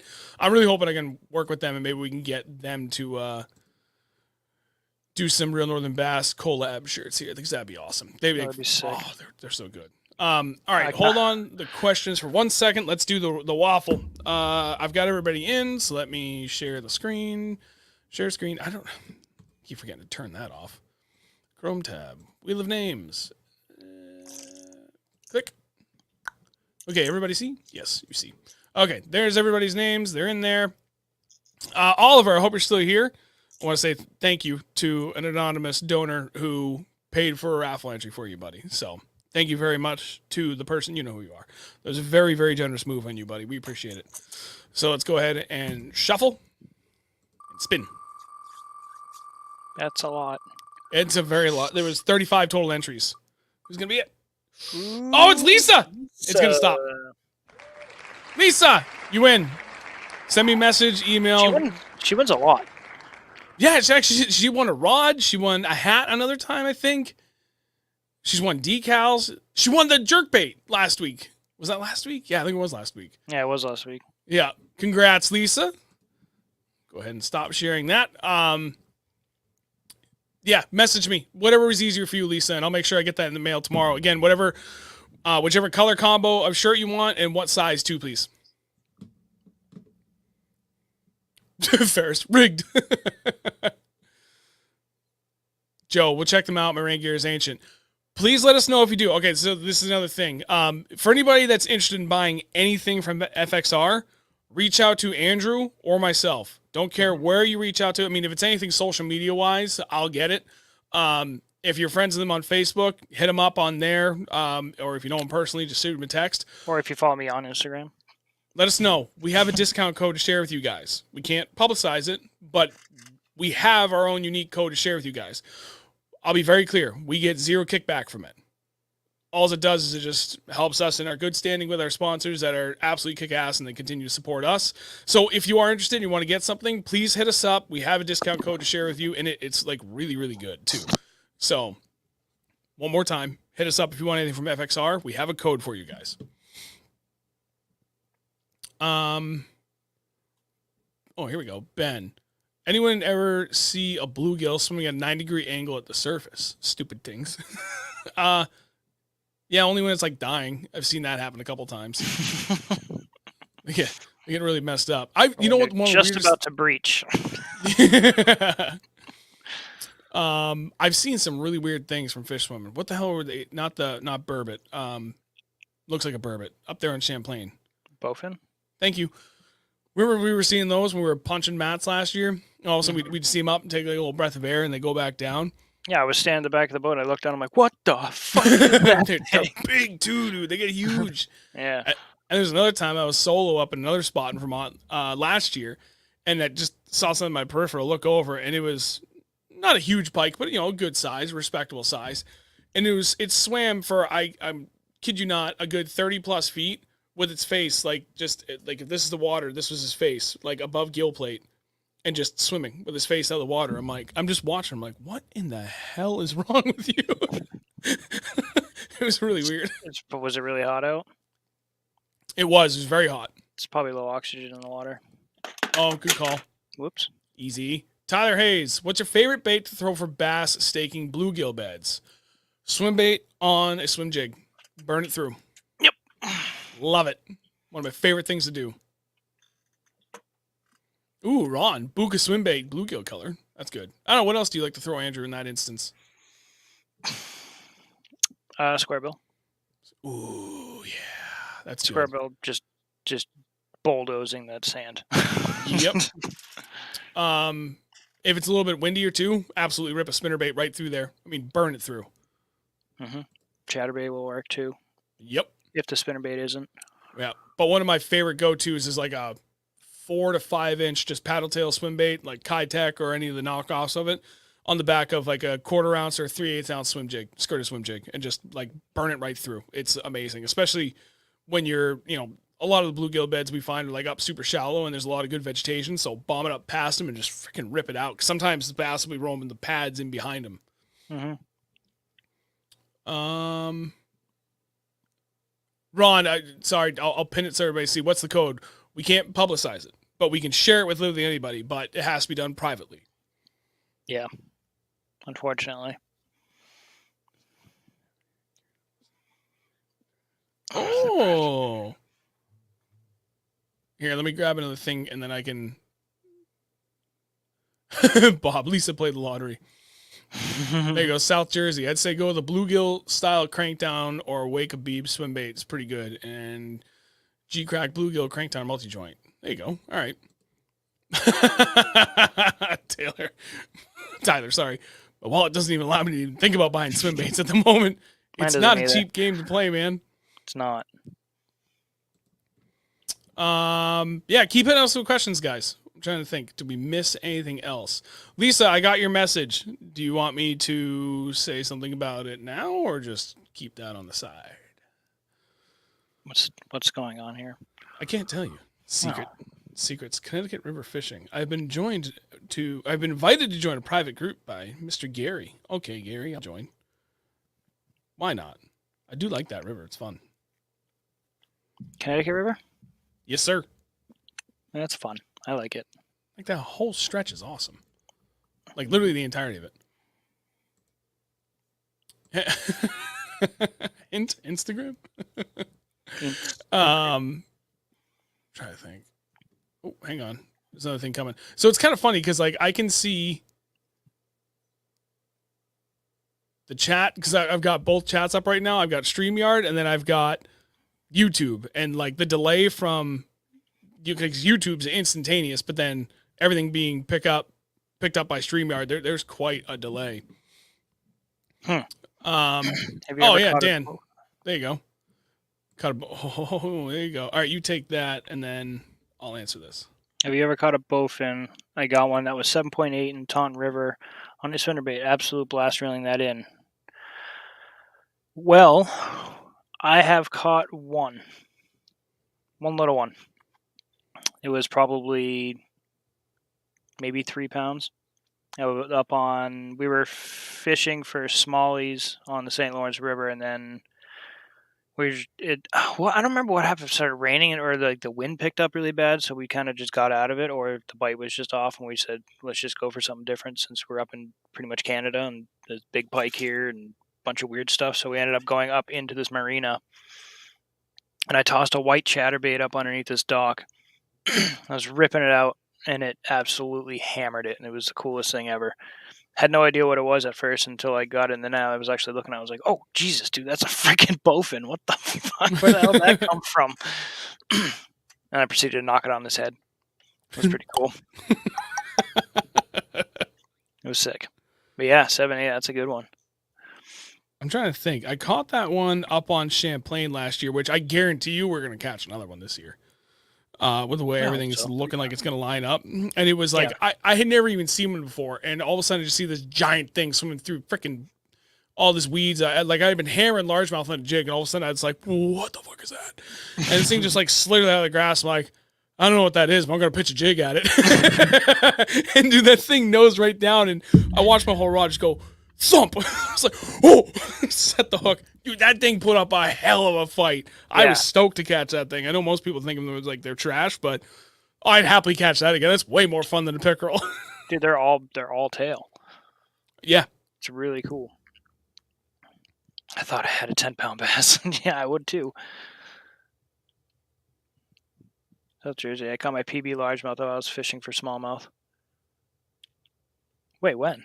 Recently? Let me click. What do you guys use to catch a PB size fish, or the fish for yourself personally? What do you go to baits? Jig. Yes, Jim. Bowfin got teeths. They got them sharp teeths. My go-to bait, jig, and probably now that I'm getting more comfortable with swim baits, I will go out with a swim bait and a jig. I'm trying to think. This is something we've talked about a lot recently because we've been fortunate that I've busted my PB Smallie twice now. Andrew's busted it 3 times now within 1 calendar year. Busted it the first time. Actually, Jesus Christ. No, you beat it 4 times that year. And then you beat it twice again the same day. Just this past November. I did that twice. Yep. And then your PB largie is not a long time ago, but quite a while ago now at this point, whereas mine's more recent, from 2 years ago.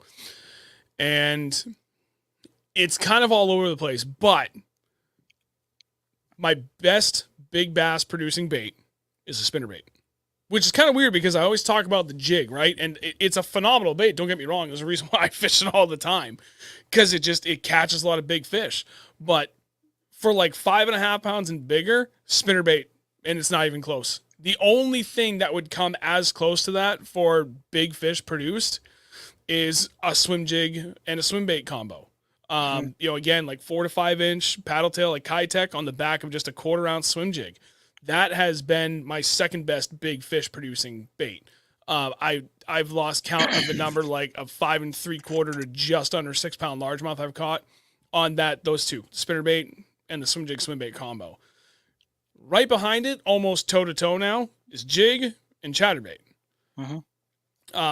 And right beside it, ultra finesse presentations. And there's a whole range of what that is, but essentially like a really light jig, like 1/8 ounce or even 3/4 ounce, or heavier football jig with a teeny tiny hook and like a 3 inch or less long bait.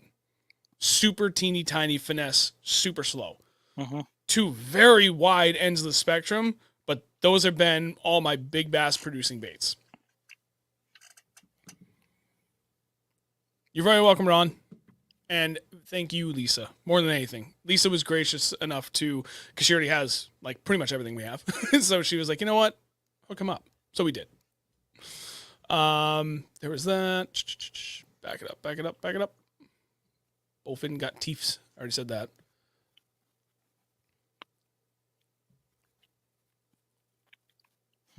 Oh yeah, I know a lot of guys that do really well catching big fish on frogs. I've caught good fish, but I fish too fast. I know that's my problem.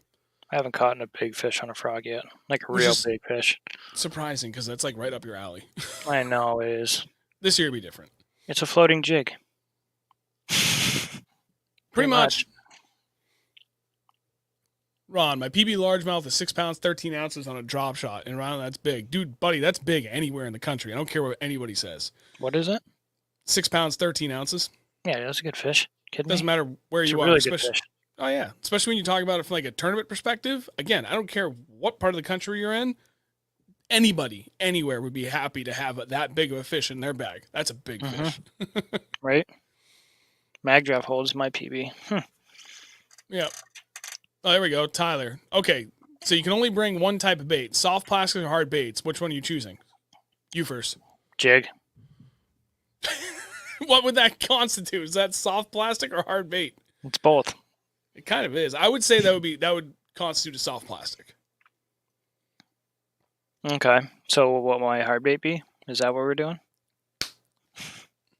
Well, let's throw jigs out. Okay. Because it's kind of in between. So straight up just soft plastics or straight up just hard baits like cranks and jerks and things like that.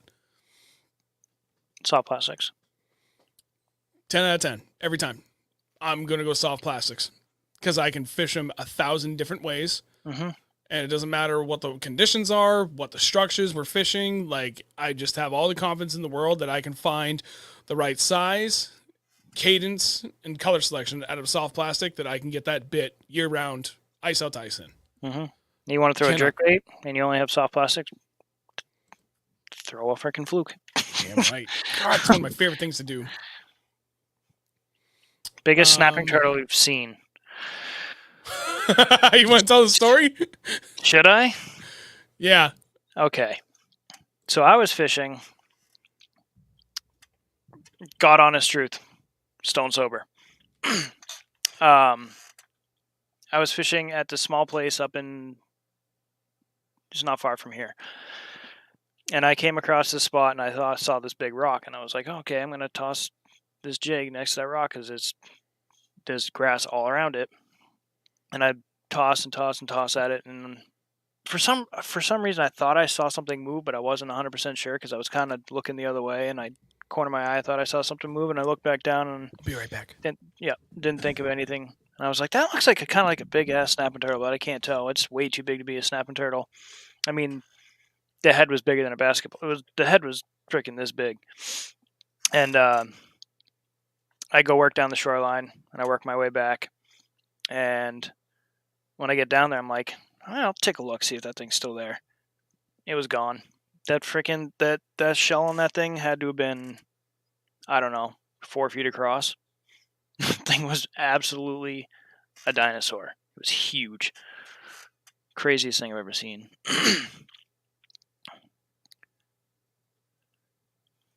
Still talking about that. Fish golf course pond.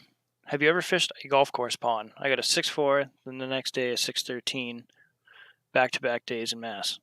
Me and Sean actually went to the local golf course around here. Before they were open, there was still like a little bit of snow, I think, on the course.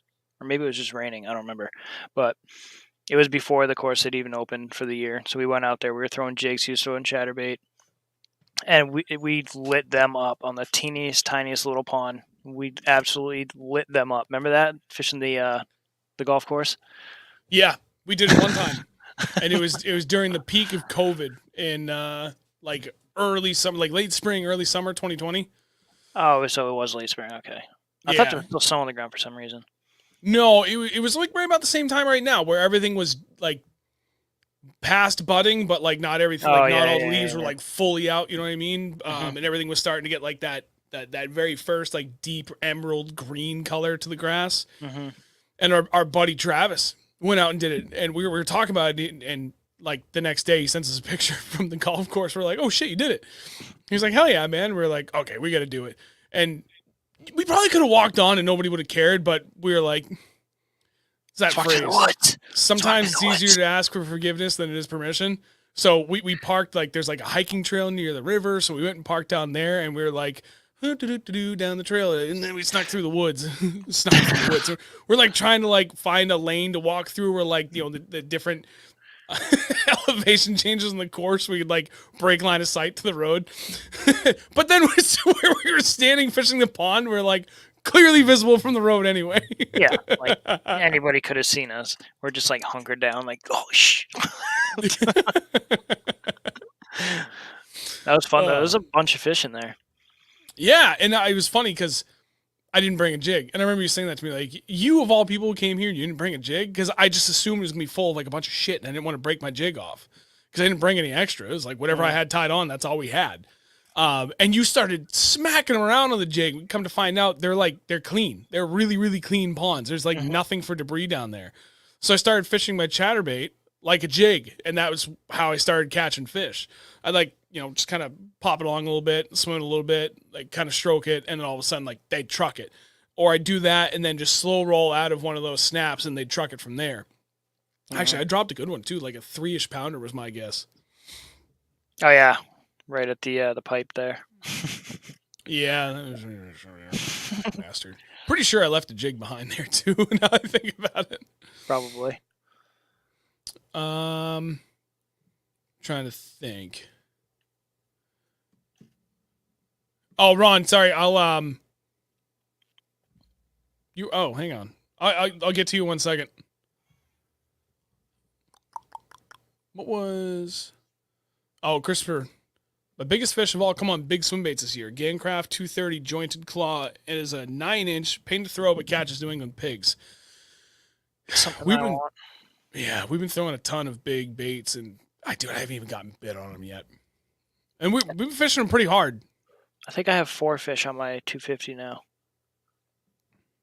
1, 2, 3, maybe 3. I'm pretty sure 4, 3 or 4. I throw that thing a lot. I really do. Every time we go out, I throw it for a good amount of time. I gotta keep responding to this.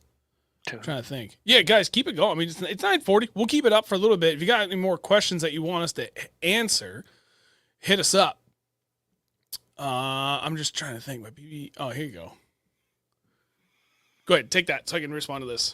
My PB came off the ITO shiner from Mega Bass. It was a 6.8 largemouth. Nothing crazy, but would have expected to break that with all the swim baits I use. Catch bigger fish on swim jigs. Yeah, a lot of times those big fish are just following that bait and like waiting for you to make the right moves, and so it's like, okay, time to eat now. But those swim jigs, you're moving them through like some thick ass stuff. They're just gonna see a glimpse of it and they're gonna go out in reaction, just smoke it. So a lot of the times those smaller baits get bit a lot more. I mean, 90% of the time those smaller baits are gonna get bit more. Mm-hmm. And the chance of you throwing that smaller bait in front of a big fish and it wanting to eat is a lot more than it just wanting to follow the big bait that you're throwing. From experience. My 10-foot aluminums. Oh yeah, I didn't get to answer that about the turtle. Andrew was there when I saw the biggest turtle in my life. I caught it. We were fishing a tournament, and it was the one that we won. We had 4 for just shy of 13. No, it was actually a little more than 13 pounds. It was like 4 for 13 and a half. All largemouth, so not a bad day by any means. But we're trying to go for like that one good cull. And we started changing things up. We're like, well, all right, let's go fish like mega shallow in the pads, because at the time of the year, like it seemed it should have been right. And that's one of my favorite times of the year, when they're like roaming like into the thick part of lily pads, and you just watch them. We'll see like one just the next one, and then you watch them swim through, because all the pads like as they bump into them as they're going by. And I'm looking, all of a sudden I see one just go like, right there. Pitch my, I think it was just a T-rigged pit boss, Berkeley pit boss. And all of a sudden you can see like 2 or 3 of them kind of fold over and just whole rod, thunk. I'm like, yup, set the hook, and it didn't move. And I'm like, it's a giant. And I started reeling, and I'm like, something's wrong. And all of a sudden you see a turtle come up thrashing. And I was like, oh, this is bad. we got it to the boat, and I looked at him. I was like, I'm not putting that in the boat, but I don't know what to do. And it's funny. I've hooked 2 turtles in my life, and both of them got the same way. They just keep like pawing at the thing, and eventually he just hooked it just right. He popped the jig out or the hook out himself, and just turned around and beat feet. I did it again like 2 years after that, another spot not too far from there. We were fishing. I think we were fishing. Who the hell were we out there with? Was that Travis? There was 3 of us in the boat. Was I there? Yep. It was a really tough day. And we started like we caught, well, I think we ended up catching like 30 plus fish between the 3 of us, but like they were all like almost all of them were smallies like that big. And we found one stump and it was just stacked with fish. But we didn't realize it until we went in because someone got hung up. And all like as soon as we like essentially hit the stump, all of a sudden, like no joke, like 15 fish came up underneath this thing. Oh, yeah. So I was like, okay, let's try and fish that. And I threw back in there with a jig to another stump close to that. No, donk. I'm like, yes, set the hook. It didn't move for a second. And then it started slowly coming towards me, but you could feel like something like shaking almost. I'm like, what the hell? And then giant freaking snapper comes up and I'm like, not again. And it like 5 feet from the boat, same deal. Just pawed at it and finally popped itself free, and that was good. Ooh, there we go. King Bates, another good question. How would you fish a small reservoir with a mucky bottom with no structure except stumps? Jigs sink under the muck, so I don't know what to do. You can go first if you want, but I know exactly what to do because we've talked about this probably 20 times on this show. A power shot. Power shot, absolutely. What's the thing that we usually do with the jigs? Giant trailers. Oh, yeah. Duh. Light, yes, long trailers. Light jigs, so they don't sink down too far, but also really long trailers. So Net Bait is the brand, and they make pack a craw. That's like 5.5 inches, I think. So that's long. Sematis Baits makes the Slobster, right? That's a giant craw. It seems silly to throw something so big, but it makes sense when you're fishing those soft, mucky bottoms because if the jig sinks down a little bit and you've got this giant craw, by the time it sinks and settles, you essentially only got a 3 to 4 inch craw sticking out, so it looks perfect, and they'll come down and they'll just thump it. So even though it's this giant thing, don't worry, they're gonna eat it. Hey, Tom, thanks for joining, friend. How you doing, buddy? Pee. I'm going to pee. Go ahead. I'll grab this one from Brian while you're gone. Sean, have you used your new North Fork X-Ray jig spinning rod yet? And if so, what do you think? I'm building mine now. No, I have not. I keep giving John shit. John at Wicked Custom Rods is building me. Actually, he's building 3 rods. 2 identical jig rods for Andrew and I. 7.3 medium. 7.3 heavy fast.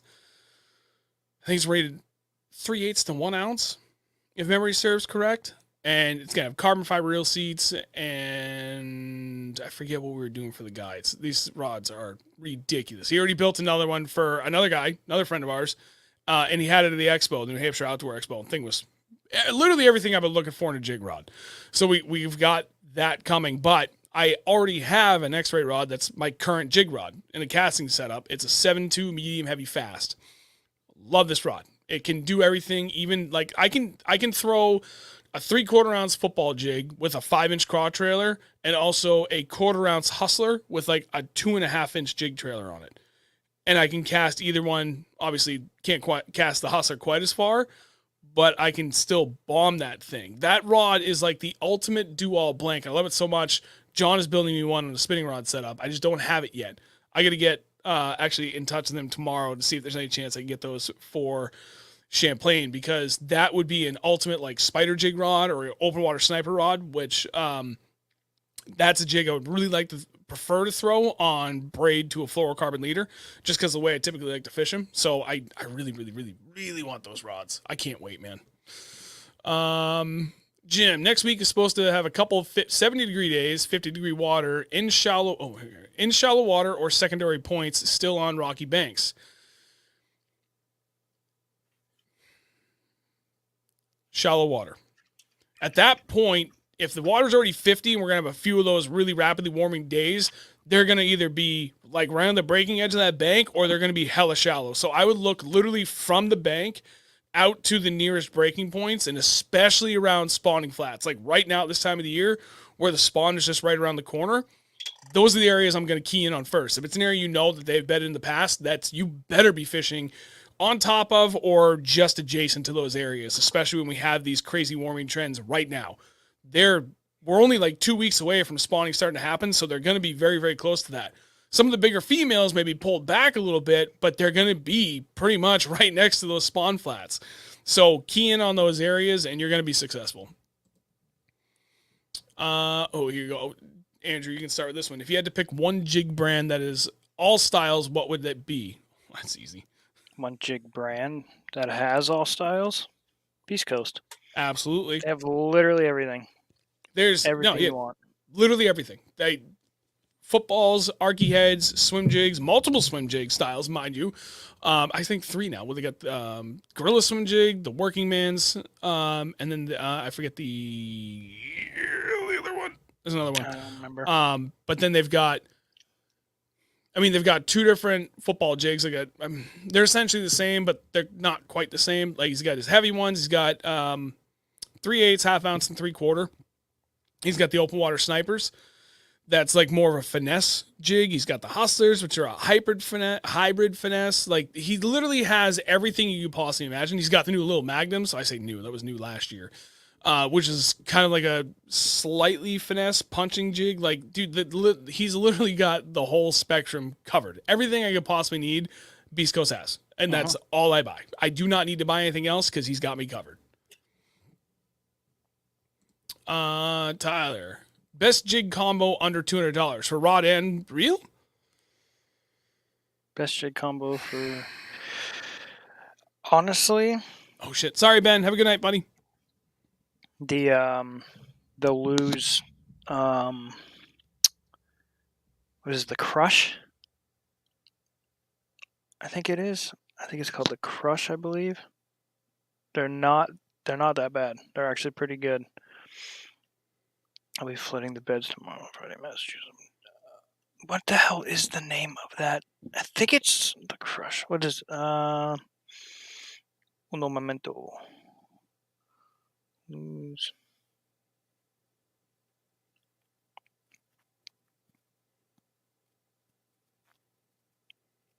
Oh, I mean, if you want to spend $20 more, you get the Lose Mock Pro Baitcaster combo.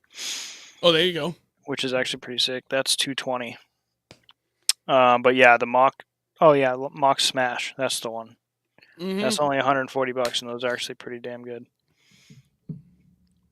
You get a higher, if you're using it for jig, get a higher gear ratio.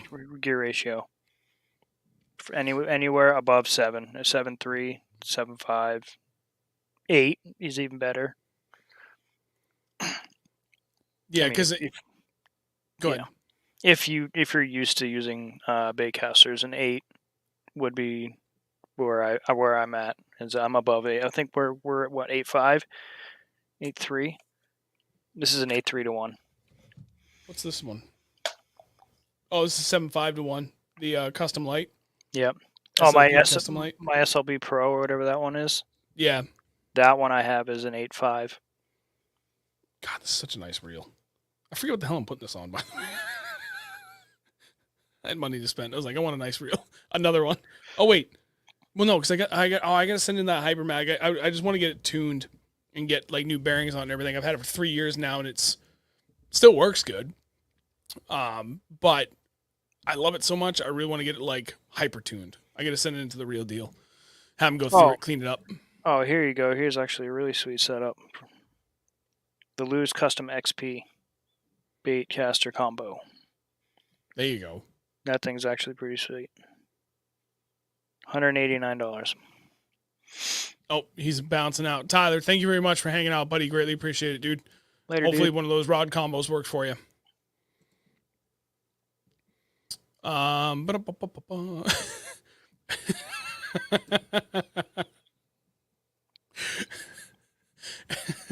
Anyone else get beat by your dad who's fishing an old Zebco push button with a pedal spin? I haven't been beat by my dad in a long time. Yeah, just kick my ass left, right, and center. Run out. But no, actually there was one day, I think it was the last time we fished together, he started beating me because I was grinding the swim bait hard. How was I fishing? DEFCON, 7-inch perch, shallow cranking. But dude, the bites I was catching was phenomenal. I was like, every fish was over 3 pounds. I was like, I'm not putting this down. Until my old man had like 10 more fish than me, and I'm like, give me my jig. Caught up real fast. Yep. Hey, Talon, what's going on, buddy? Thanks for joining. Oh, here we go. That's a good question. Yeah. What's better, braid to leader or just braid? Overall, I use both, but is one better than the other? You first, friend. I mean, I despise braid, but if I'm gonna use it, I'm gonna have a leader on it for some of my finesse stuff, like drop shot or like Damiki or like underspins and like lighter stuff like that. I will run a leader. Yep. You can go. I mean, 10-pound braid. The only time I'll ever go straight braid is if I'm punching. Mm-hmm. We had fun that day, didn't we? Think about it. We're only like, trying to think. I think like August is really when is when it happens. Oh my god! Did you see Jamie's post? No. I don't know if you can see it. Kenny Floggins. That's amazing. Oh my god, that's so funny. Damn.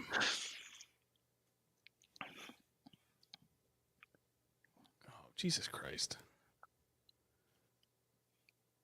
Straight braid for top water, braid for leader for finesse.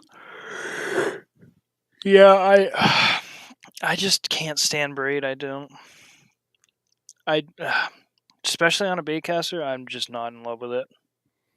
You know when you see someone that you thought was a friend and they start posting shit on Facebook that you know they're just talking shit about, and you're like, you know what, buddy, fuck yourself. Yeah, I see it a lot. Yeah. Well, so I don't ever use Facebook much. That dude can fuck right off. Anyway, sorry, were you finished with your thought? I got distracted. Oh, all thoughts are finished. All the time. Yeah, it's hard to say which one's better. I mean, it's really situational. I do like braid to leader on all my spinning setups. Top water and frogging and punching are the only times I'll go straight braid. Everything else I like straight fluorocarbon.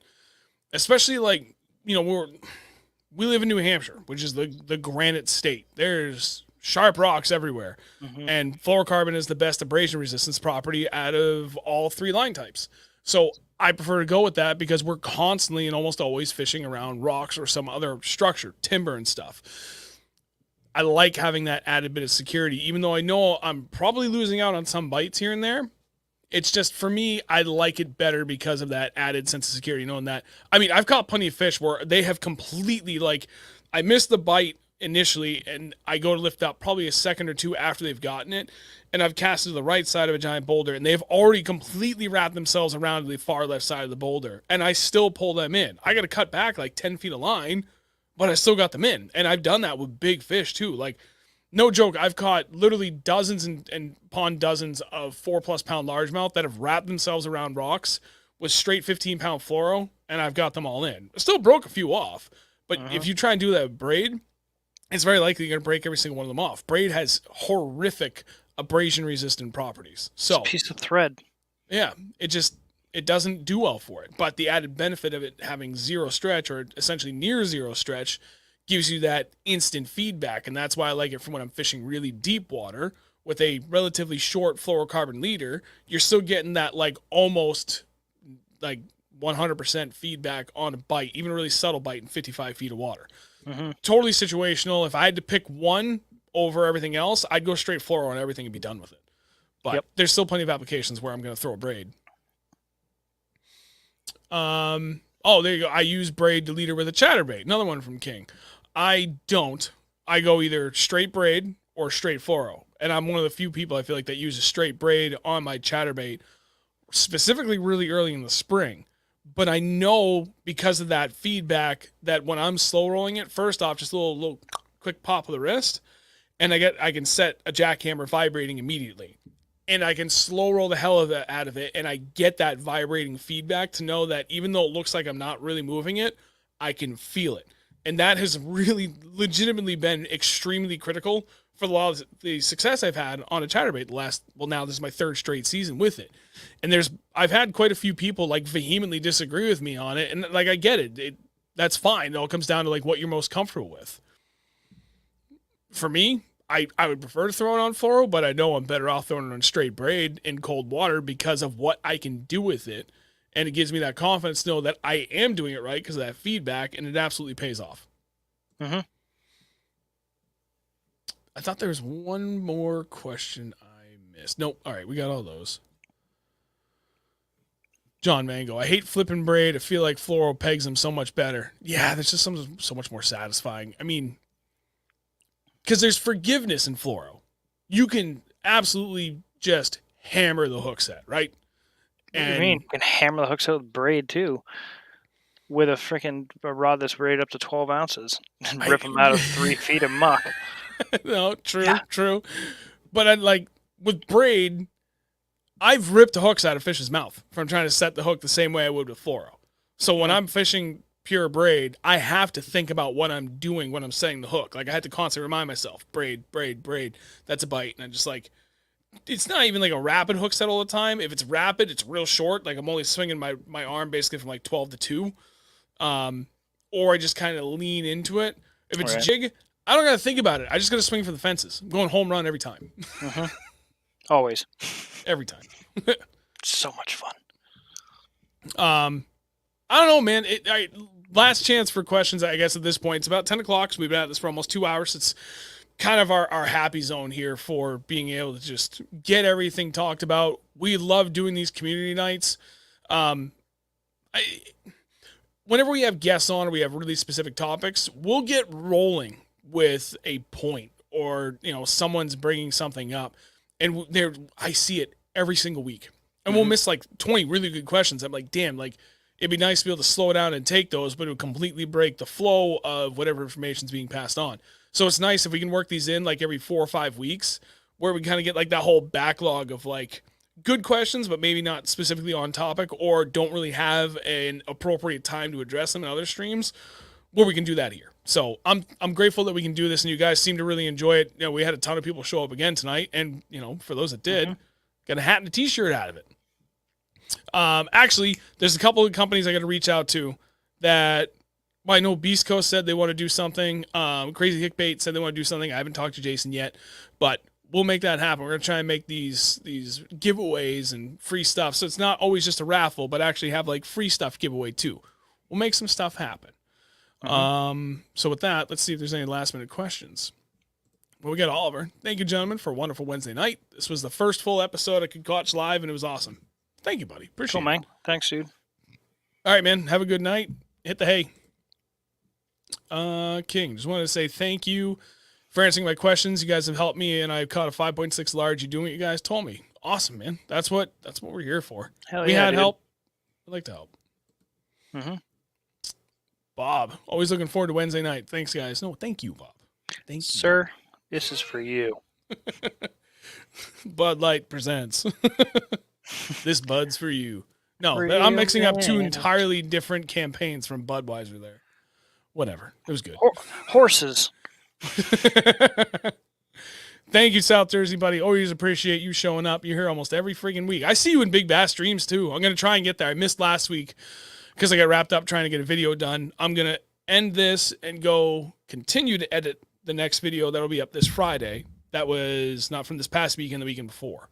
I'll have that done. That was a Vermont trip. Mm-hmm. It's going to be an interesting one to edit. You're not going to want to miss it.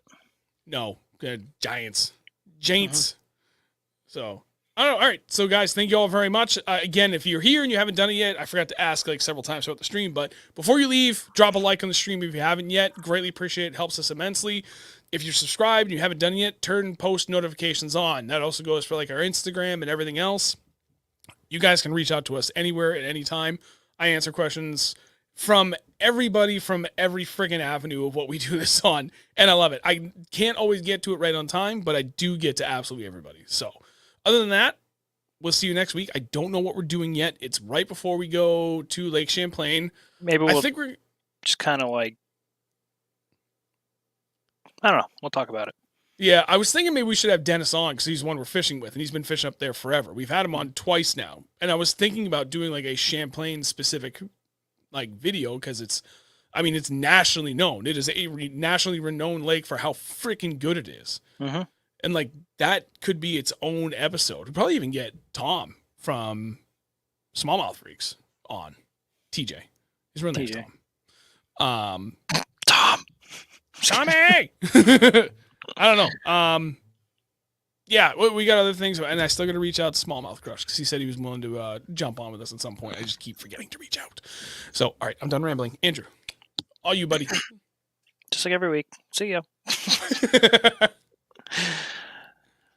Same time next week, 8 o'clock at 603bass.com. 603bass.com. You should go there too, actually. Check that out. That is another good resource. Jesus, I'm bad at this still. 603bass at youtube.com. Oh my God. youtube.com/603bass every Wednesday night at 8 p.m. Hey, you did it. Bravo. See ya. See you guys. Thank you, everybody, again. Greatly appreciate it. See you next week. Oh, my eye fell off my mag.